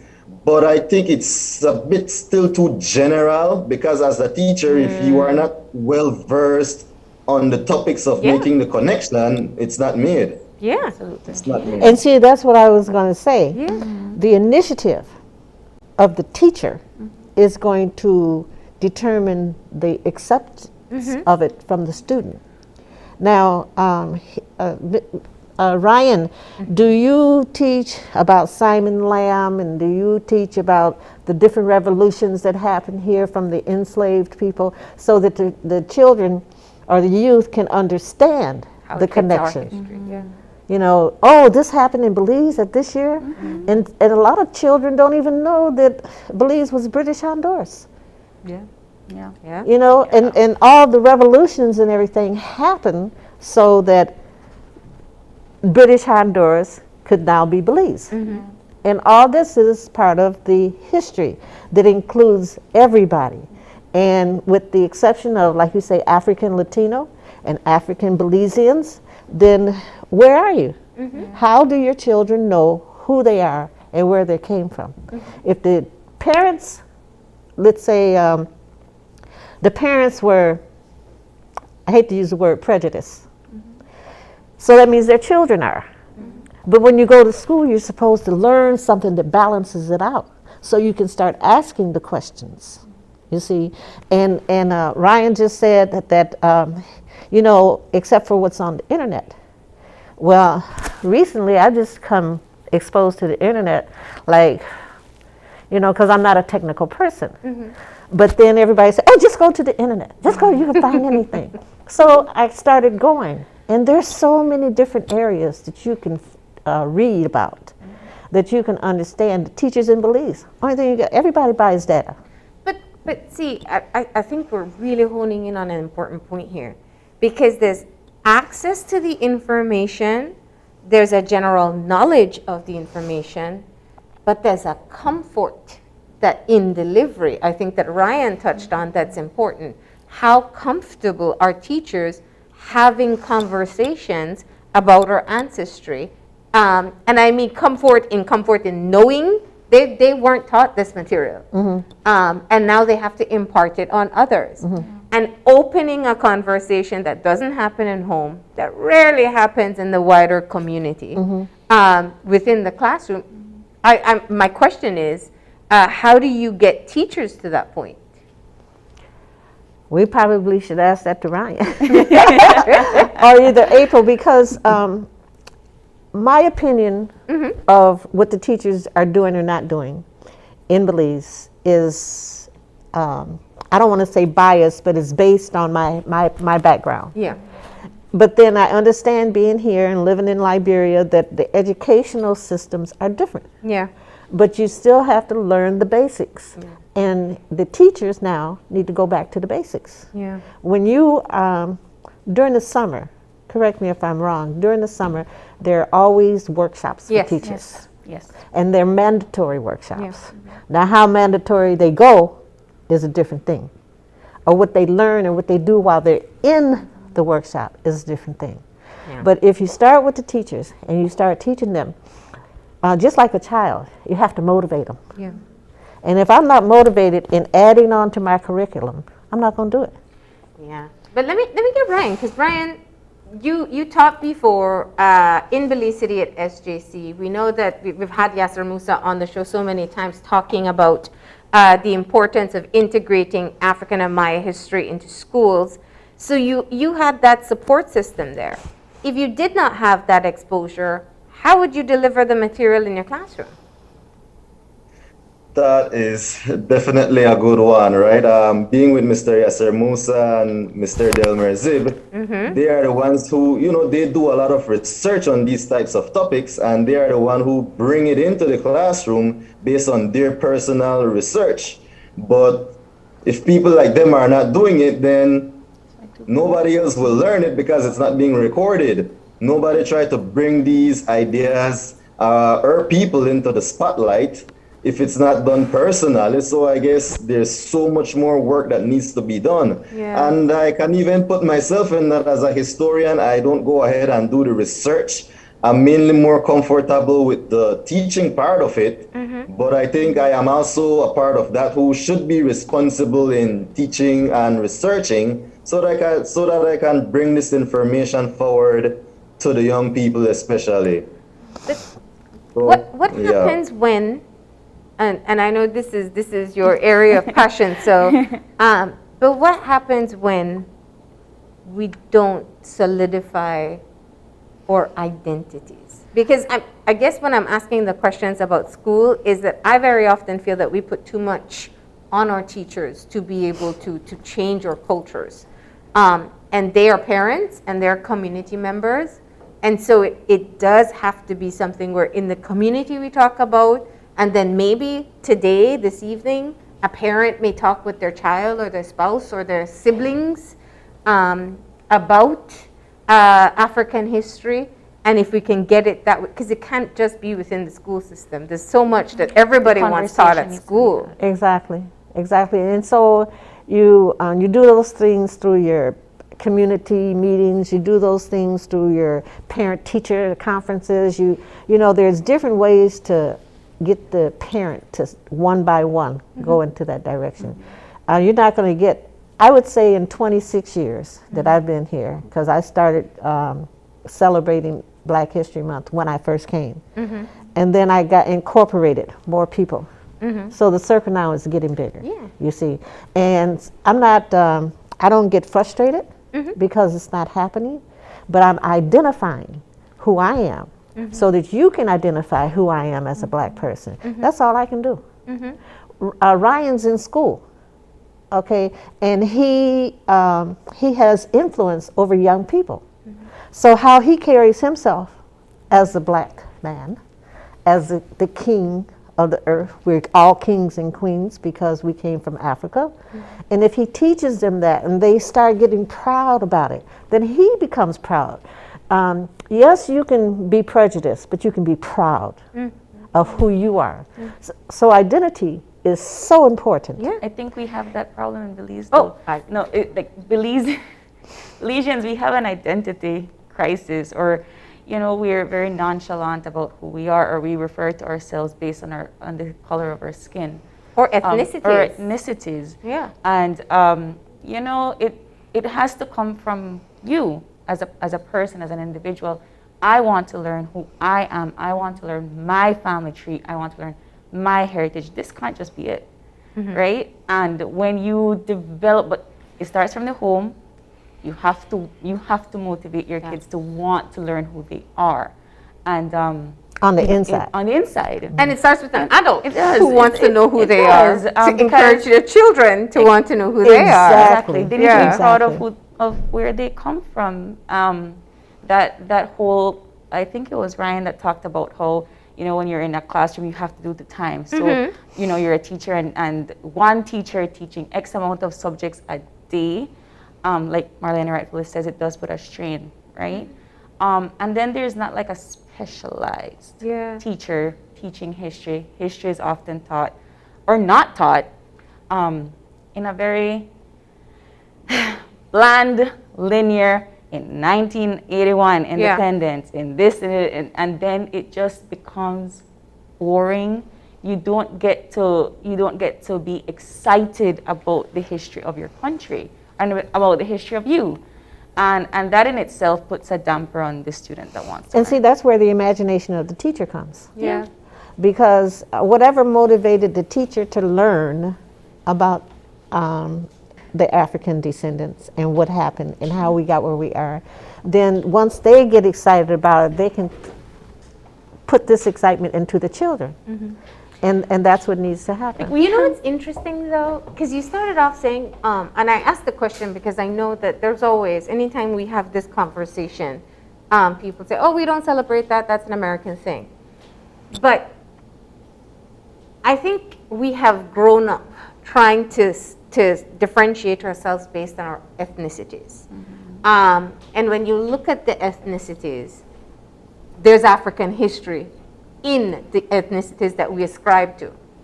There are people who are challenged by, my last name may be one thing, but I grew up in a culture of another ethnicity. So what do I identify as? And even more so, I think the fundamental issue that we face is that we shy away from accepting that we are all mixed people. And in that mixture includes an African history. And the acceptance that's the key word. The acceptance has to be. I have friends that have been in the States for years and have moved back. And when they get to the States, depending on your complexion, is how you're treated. And I come here to find out that depending on your complexion is how you're treated. So it's not like a American thing, but then when you go to America is when you get exposed to it. In Belize, you're here, you're in your bubble. Because we're all rice and beans. Right. Yeah. We're all, some just have more beans mixed in, and some have more rice mixed in. So okay. That's it. That's it in a nutshell. You see, that's it in a nutshell. Like I know they say it's an American thing, right? Black History Month is an American thing because the idea of it being celebrated in February is fundamental. But in Belize, there's so many different people that have done a lot for the rights of Africans and towards emancipation. We had so many revolts, some that are undocumented because, these things happen in history. But then also you have fundamental people that have shaped even large events that have happened in Belize. For example, the Flower Banks 12 that the free people of color that went and made sure they voted on whether or not you fight for the rights of St. George's Key or not. Those are people that we don't even talk about or document in Belizean history. and they have a right to be celebrated, right? And I'm sorry, I got excited, but like, we have so Well, I've many. always thought that Flores Bank is a great movie that hasn't been made. It has to be made. That's like a Belizean history movie. It does. With that turning point. But I shy away from the topic. Let's just bring it back for a moment. You said something powerful. You said that you didn't start celebrating until you moved to Belize. No. I celebrate all my life. Okay.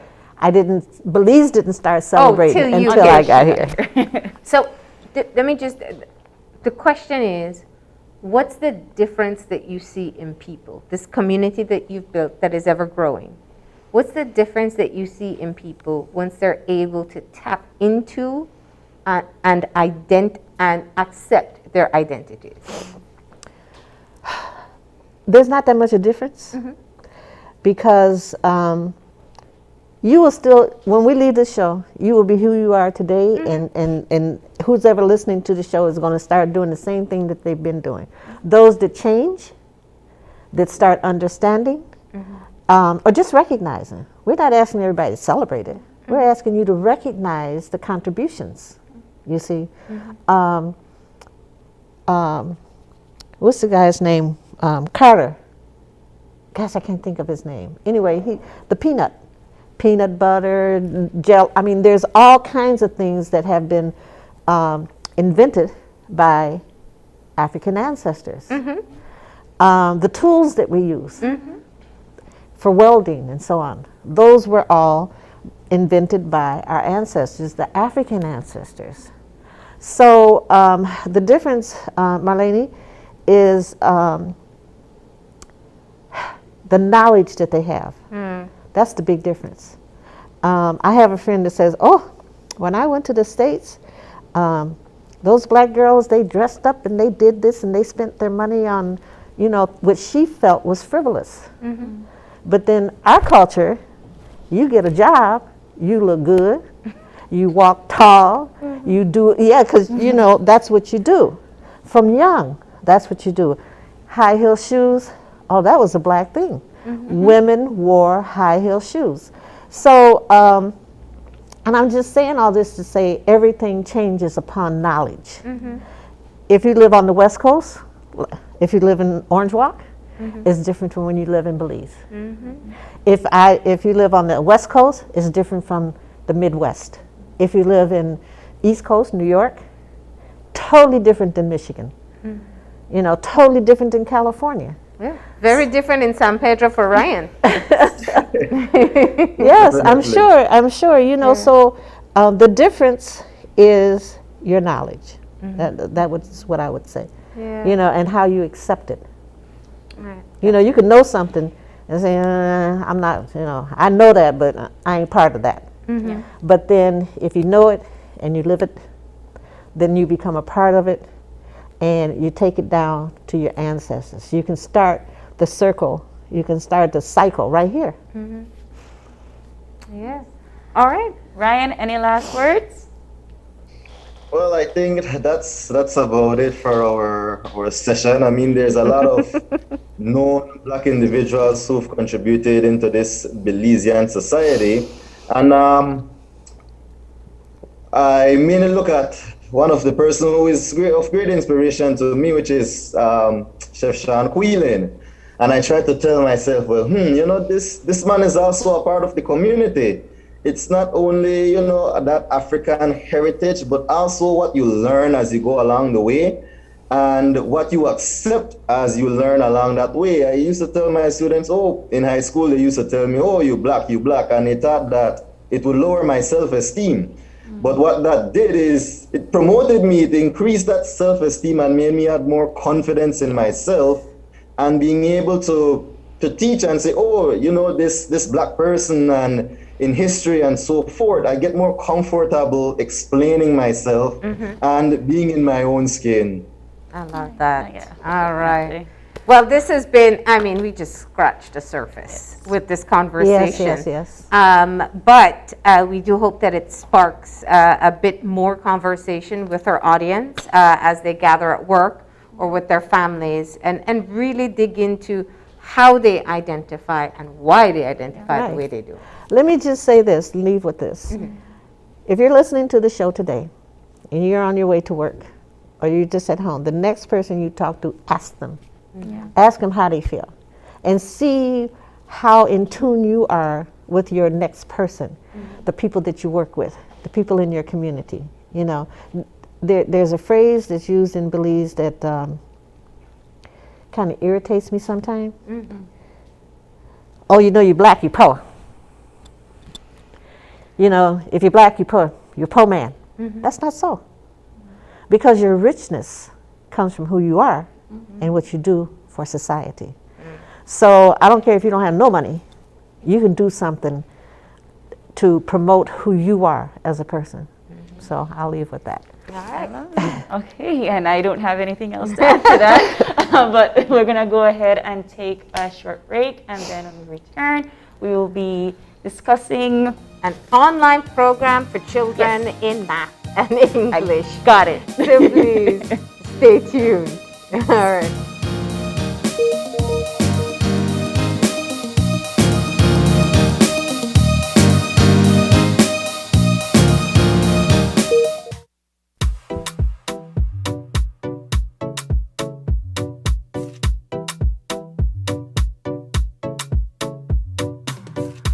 No make no sense at all. No kind of sense. That Belize video when I have that sign up there in China for. That not in your China at all, that in Spanish. You understand what it said then?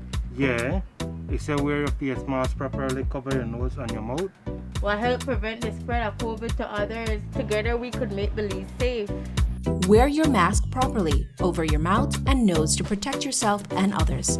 Together we can keep Belize COVID-19 safe.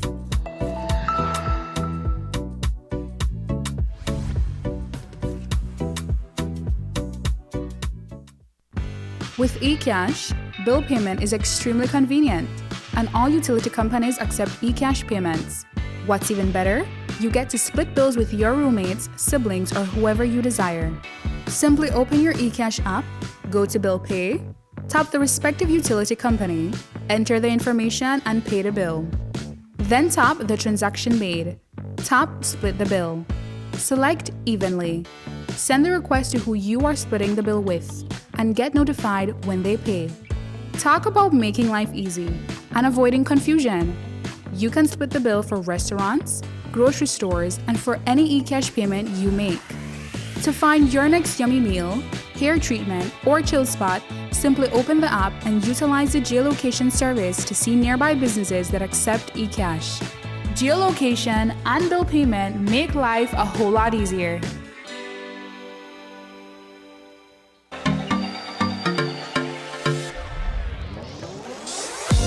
I chose Galen because of its strong reputation. Great scholarships. I came because I can take all my classes online. It is what I need to take me where I want to go.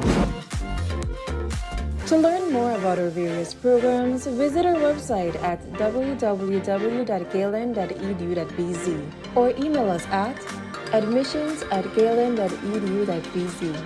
And come soar with the Galen Eagles.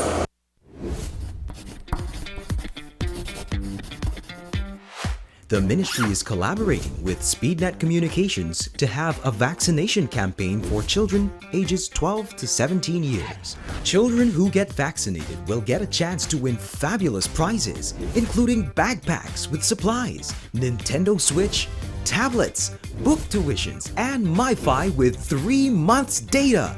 Only children 12 to 17 years old can participate in this Smart and Ministry of Health and Wellness raffle. At vaccination sites, each vaccinated child, upon being vaccinated, will receive a ticket to place their name, age, date of birth, BHIS number, and contact information on, which will be filled out by a parent or legal guardian. The sooner a person vaccinates, the more chances he or she will have to win.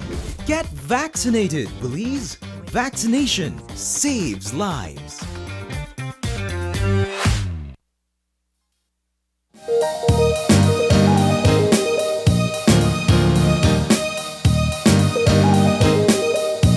And we're back. Yes, just like that.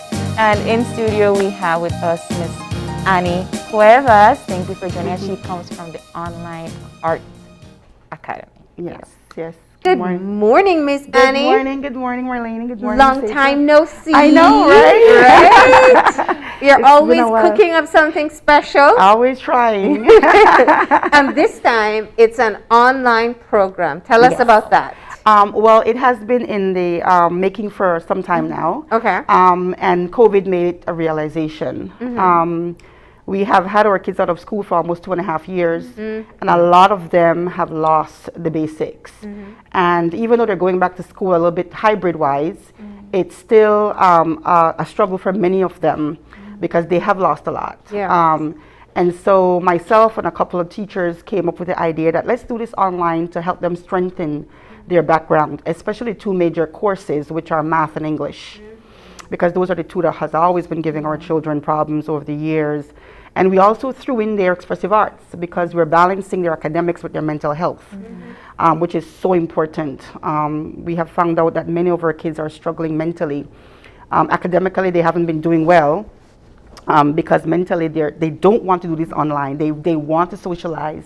They want to see their teachers. They want to play ball with their boys and girls. And so we threw in their arts and music. And we have Kirkland Smith, who will be doing the arts. Yes. Excellent artist. Yes. Excellent. Fantastic. We have Mr. Fanikoi, who you saw yesterday, a part of the orchestra that dealt with Right Honorable Dr. Sir Manuel Esquivel's memorial service. And we have Ms. Shamira Lambe from Punta Gorda, and Mr. Ray Martinez, also from Punta Gorda. So you have 4 teachers there that have maybe 100 years of experience in the classroom. Wow. Music, arts, we're looking at math, and we're looking at English. Yeah, and those are the most important parts. I think over the years and since COVID, Belize must come to the realization that the old way of doing things, of textbooks and teaching to regurgitate, is no longer existing. We need to start having critical thinkers. And that's one of our major problems that we're having. Back in the days, you used to sit in a classroom. If the teacher says the sky is blue, the sky is blue. Yeah, no questions. Thank no questions. Right? Exactly. I got in trouble all the time. Yes. Me too. How dare you ask the teacher why? Exactly. I'm always at Sister Caritas' office. Bless her soul. I love her. She's like, okay, what did you say? Yeah. Because I was one of them that did not just sit there and say, okay, well, that's right, teacher. Yeah. I wanted to do more. Teacher said so. Exactly. The classroom needs to be more facilitated. Yeah. More than a teacher standing in front there and giving you the information. And I'll be honest, sometimes some of the contents are not really true. I was listening to your conversation before with Black History, and that tells us a lot, that we are starving to find out more. And some of our kids will ask us questions, and we really don't know. And so the online academy is to open your minds a little bit more and to give you an idea that the basics is good for you and that you'll do well with the rest. Because I have noticed that many times our children struggle because they can't read to comprehend. They only read to read back. Yeah. And so when you ask them about the topic, what's going on, they have no idea what you're talking about. And we're also mixing a lot of the traditional with the modern, because I noticed that over the years, the curriculum has been packed with so many things, which is so senseless. I have no idea why they're doing this. Why are they filling up more for teachers? And these kids are not grasping these things. They're not. Having 8 teachers for 6 hours is really ridiculous in a classroom. Having 1 teacher for 6 hours can be tedious in a classroom. Yeah. They need an outlet. They need to do more. And I am all for we mixing it up, where in the morning times we do academics, in the afternoon expressive arts. Yeah. Wherever you find yourself. If you are a dancer, you go into the dance club. If you dealing with music, you go to the music club. And I think these are the things we need to get back to balance what has been happening for the past 2.5 years. So I think these are the things that we want our kids to reach out and for them to understand that, hey, we are supporting you, we are there for you, and we're not throwing everything at you like what was been happening before. I welcome the conversation we had with Minister Zabana this week, talking about the curriculum reform, saying exactly that. You can't overload the curriculum. You have to go back to the basics, and it must include sports and expressive arts and other skill sets that are important for children. So let's hope that process is fully embraced and that we see a rollout of it very soon. But in the meantime, you are offering a supplementary part. Yes. And I want to dive into something really important here. We've heard it mentioned that there are going to be children who have fallen behind in the past 2 years. And I give all credit to teachers. You know, everybody's figuring it out as we move along. But I am very worried that children who have already been disadvantaged before the pandemic are perhaps even more disadvantaged going back into a classroom. Is that kind of where you hope you'll be able to help? Yes, that's the where I want to bridge the gap. Because that's one of our issues. Many times I've spoken to teachers. I've been doing these things for almost going on 30 years now. And I have listened to teachers a lot. I was once a principal, and I remember them saying, you know, they're the few that are doing well and will do on their own without them. But the majority needs them, and it's hard to get to them because you are, I think the teacher before was saying, this is the time, this is the curriculum, we have to. And I was one of the leaders who tell them, listen, we don't teach the curriculum, we teach the children, we teach the youths. So we have to figure out exactly where their weaknesses are, and for us to grasp that. And I think that's one of our problems, that they give you a curriculum for the year and you have to finish it. But then what's the use of finishing a curriculum when the children haven't grasped anything? And then you put them up for the next year. It doesn't work that way. The educational system should be a spiral effect. What I have grounded you, if I've taught you cat and bat and rat in infant 1, in infant 2, you should be able to put cat, bat in a sentence, because it should be a spiral effect. I should not go back and teach you about cat again. And that has been our major issue, that many leaders are, and I've spoken to some principals myself. Many principals are afraid of going that route and not going the curriculum side. I'm not one of those principals.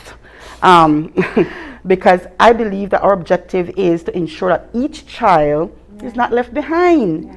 And we should be able to, through this type of online academics that we're trying to do, find a talent. If you look at the different countries around us, many of our people who have gone up to stars is through talent, whether it's in sports, whether it's in music. Look at Jamaica. Jamaica is a country that's very violent over the past years, but they have become more of a tourism attraction because of the talented people that they sings, right? We have people who can sing too.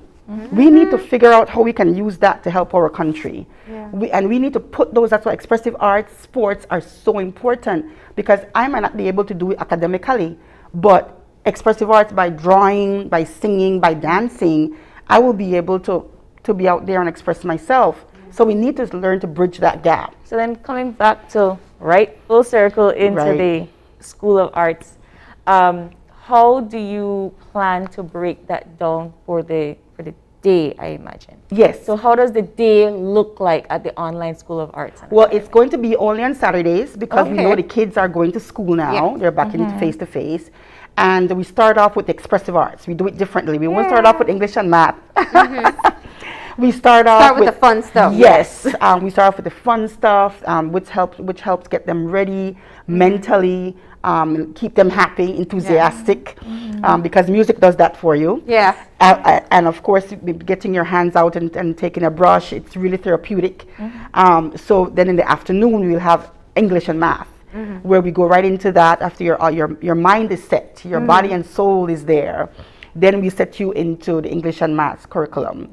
And so we're doing that a bit different than the other schools would be doing it, because our main focus is for you to feel comfortable and for you to be able to ask questions to these professionals and say, you know, I was having problems in this, would you be able to assist me?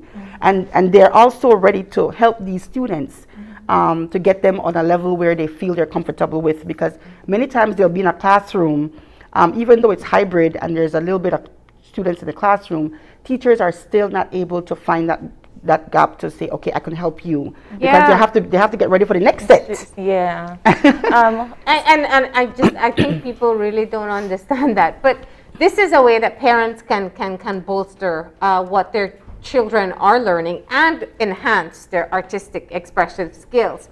Let's talk about, are you going to differentiate based on age groups or classes? Yes. Or it's one big group? Well, it's going to be, we're gearing towards children in standard 4, 5, and 6, the upper division, because they will be transitioning to high school in a couple years. And so the effect of the 2.5 years that they were out will really affect them in high school, because I love my high school teachers, but they're not primary school teachers. They will not go back to the root causes and to the roots like what primary school teachers would do. So we want to ensure that they're grounded in their English and math especially. And some of these teachers are always saying too that we can integrate with social studies and science and all of that, because it's also an integration too. But the basics that we are doing is English and math, because those are the two core subjects that you need to pass in any high school you go to. And also to the fact that they are the ones that usually give our children's problems. So we're trying to make sure that bridge is there and that the children feel comfortable. And this would be an atmosphere where they can ask questions and don't feel as if, you know, I'm in a classroom, should I ask, should I not ask? It's all online, so we want to get as much children as we can. We wanted to start from February 12th, but we push it back until the end of February to the beginning of March, because some people have asked for that. Okay. So people still have time to sign up? Yes, they still have time to sign up. There's a QR code right there, because we're being technological now. And so you can just click on that, and then automatically Google form will come up. And then you can fill in all information, and it comes straight to my email, and then I could register you. We have art supplies that are for you, and we also have musical instruments. Yeah, I was going to say, the fee includes all the supplies that you need. $250, yes, includes that's all for you when it's all finished, and it goes all the way until June when school closes, and we're looking at working on summer classes also. All right. Yes. Well, Annie, we thank you for coming in to tell us all about your online program in math, English, music, and arts. That's a great Saturday spent. Yes, it is. All right. Well, once again, you can find this information online. You also have it on your Facebook page, right? Yes, I do. Okay. Correct. Yes. So people can be able to access it there. Thank you, and best of luck. Thank you so much. And with that, we're going to go ahead and take our final break, and when we come back, we'll have our wrap-up. So stay tuned.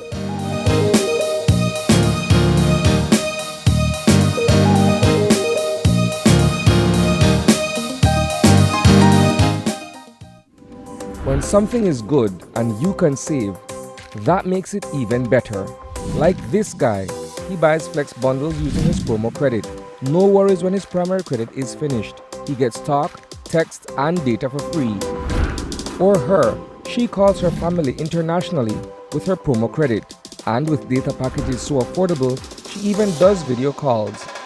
Smart continues to offer great deals and affordable promotions. As a small business owner, she saves when she uses her promo credit to call the other guys. All Smart customers enjoy more triple days and knowing they can use their promo credit, which just lasts longer. Smart, bringing people together. Hi everyone, my name is Gabriela and my name is Kieran. Today we're going to be learning how to put on makeup. Connecting people. Creating memories. Sharing a smile. Next Gen, the ultimate digital experience. Your life just got a lot less complicated with Belize Bank Contactless MasterCard Debit Card. Introducing our Standard Debit and MasterCard Platinum Debit Cards. Now you can make purchases anywhere MasterCard is accepted with one tap, pay and go. Your contactless card never has to leave your hands, especially in these times. And your card is embedded with multiple layers of security. Platinum card holders get to enjoy extra benefits like price protection, purchase protection, trip inconvenience, and luggage protection, just to name a few. Start enjoying a cashless lifestyle today with the Belize Bank. If you're looking for low-cost television advertising, have we got a deal for you? Advertise on Channel 5's Daily Classifieds. Channel 5's Daily Classifieds is one of the most effective methods for introducing yourself and your business to the community. Use our Daily Classifieds to recruit employees, promote specials, promote your products or services, promote a business opportunity, increase traffic to your website, and advertise items you have for sale. Let us help you save valuable time and money. Call us today at 223-0146 or visit us at our offices on Pony Drive to discuss how we can help your business grow affordably. Channel 5's Daily Classifieds. Advertise today. When someone you love becomes a memory, the memory becomes a treasure. Channel 5 introduces the Daily Obituaries. The Daily Obituaries will broadcast all death and funeral announcements and memorials to honor your loved one's life and memories. The Daily Obituaries airs on Channel 5 prior to the evening newscast, with subsequent repeats at 10 p.m. and 12 noon the following day. It will also be placed online on our social media platforms, all for a standard package fee. Celebrate their lives and memories with Channel 5's Daily Obituaries. Honor in life and reverence in death.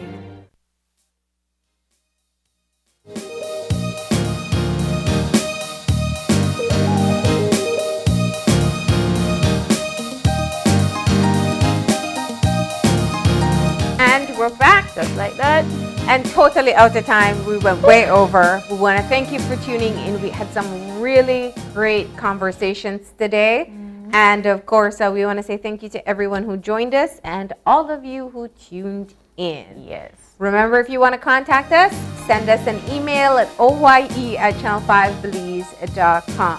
And of course, you can always check out us on social media at Open Your Eyes BZ on Facebook, at OYE Belize on Instagram. All right, remember to tune in tomorrow morning at 6:30 when you open your eyes. And start your morning right. Until then, keep your eyes, your mind, and your hearts open. We'll see you tomorrow. Have a great day, Belize.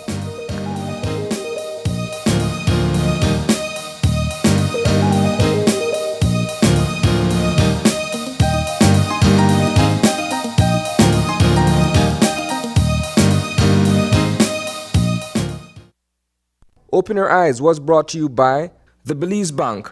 Our country, your bank.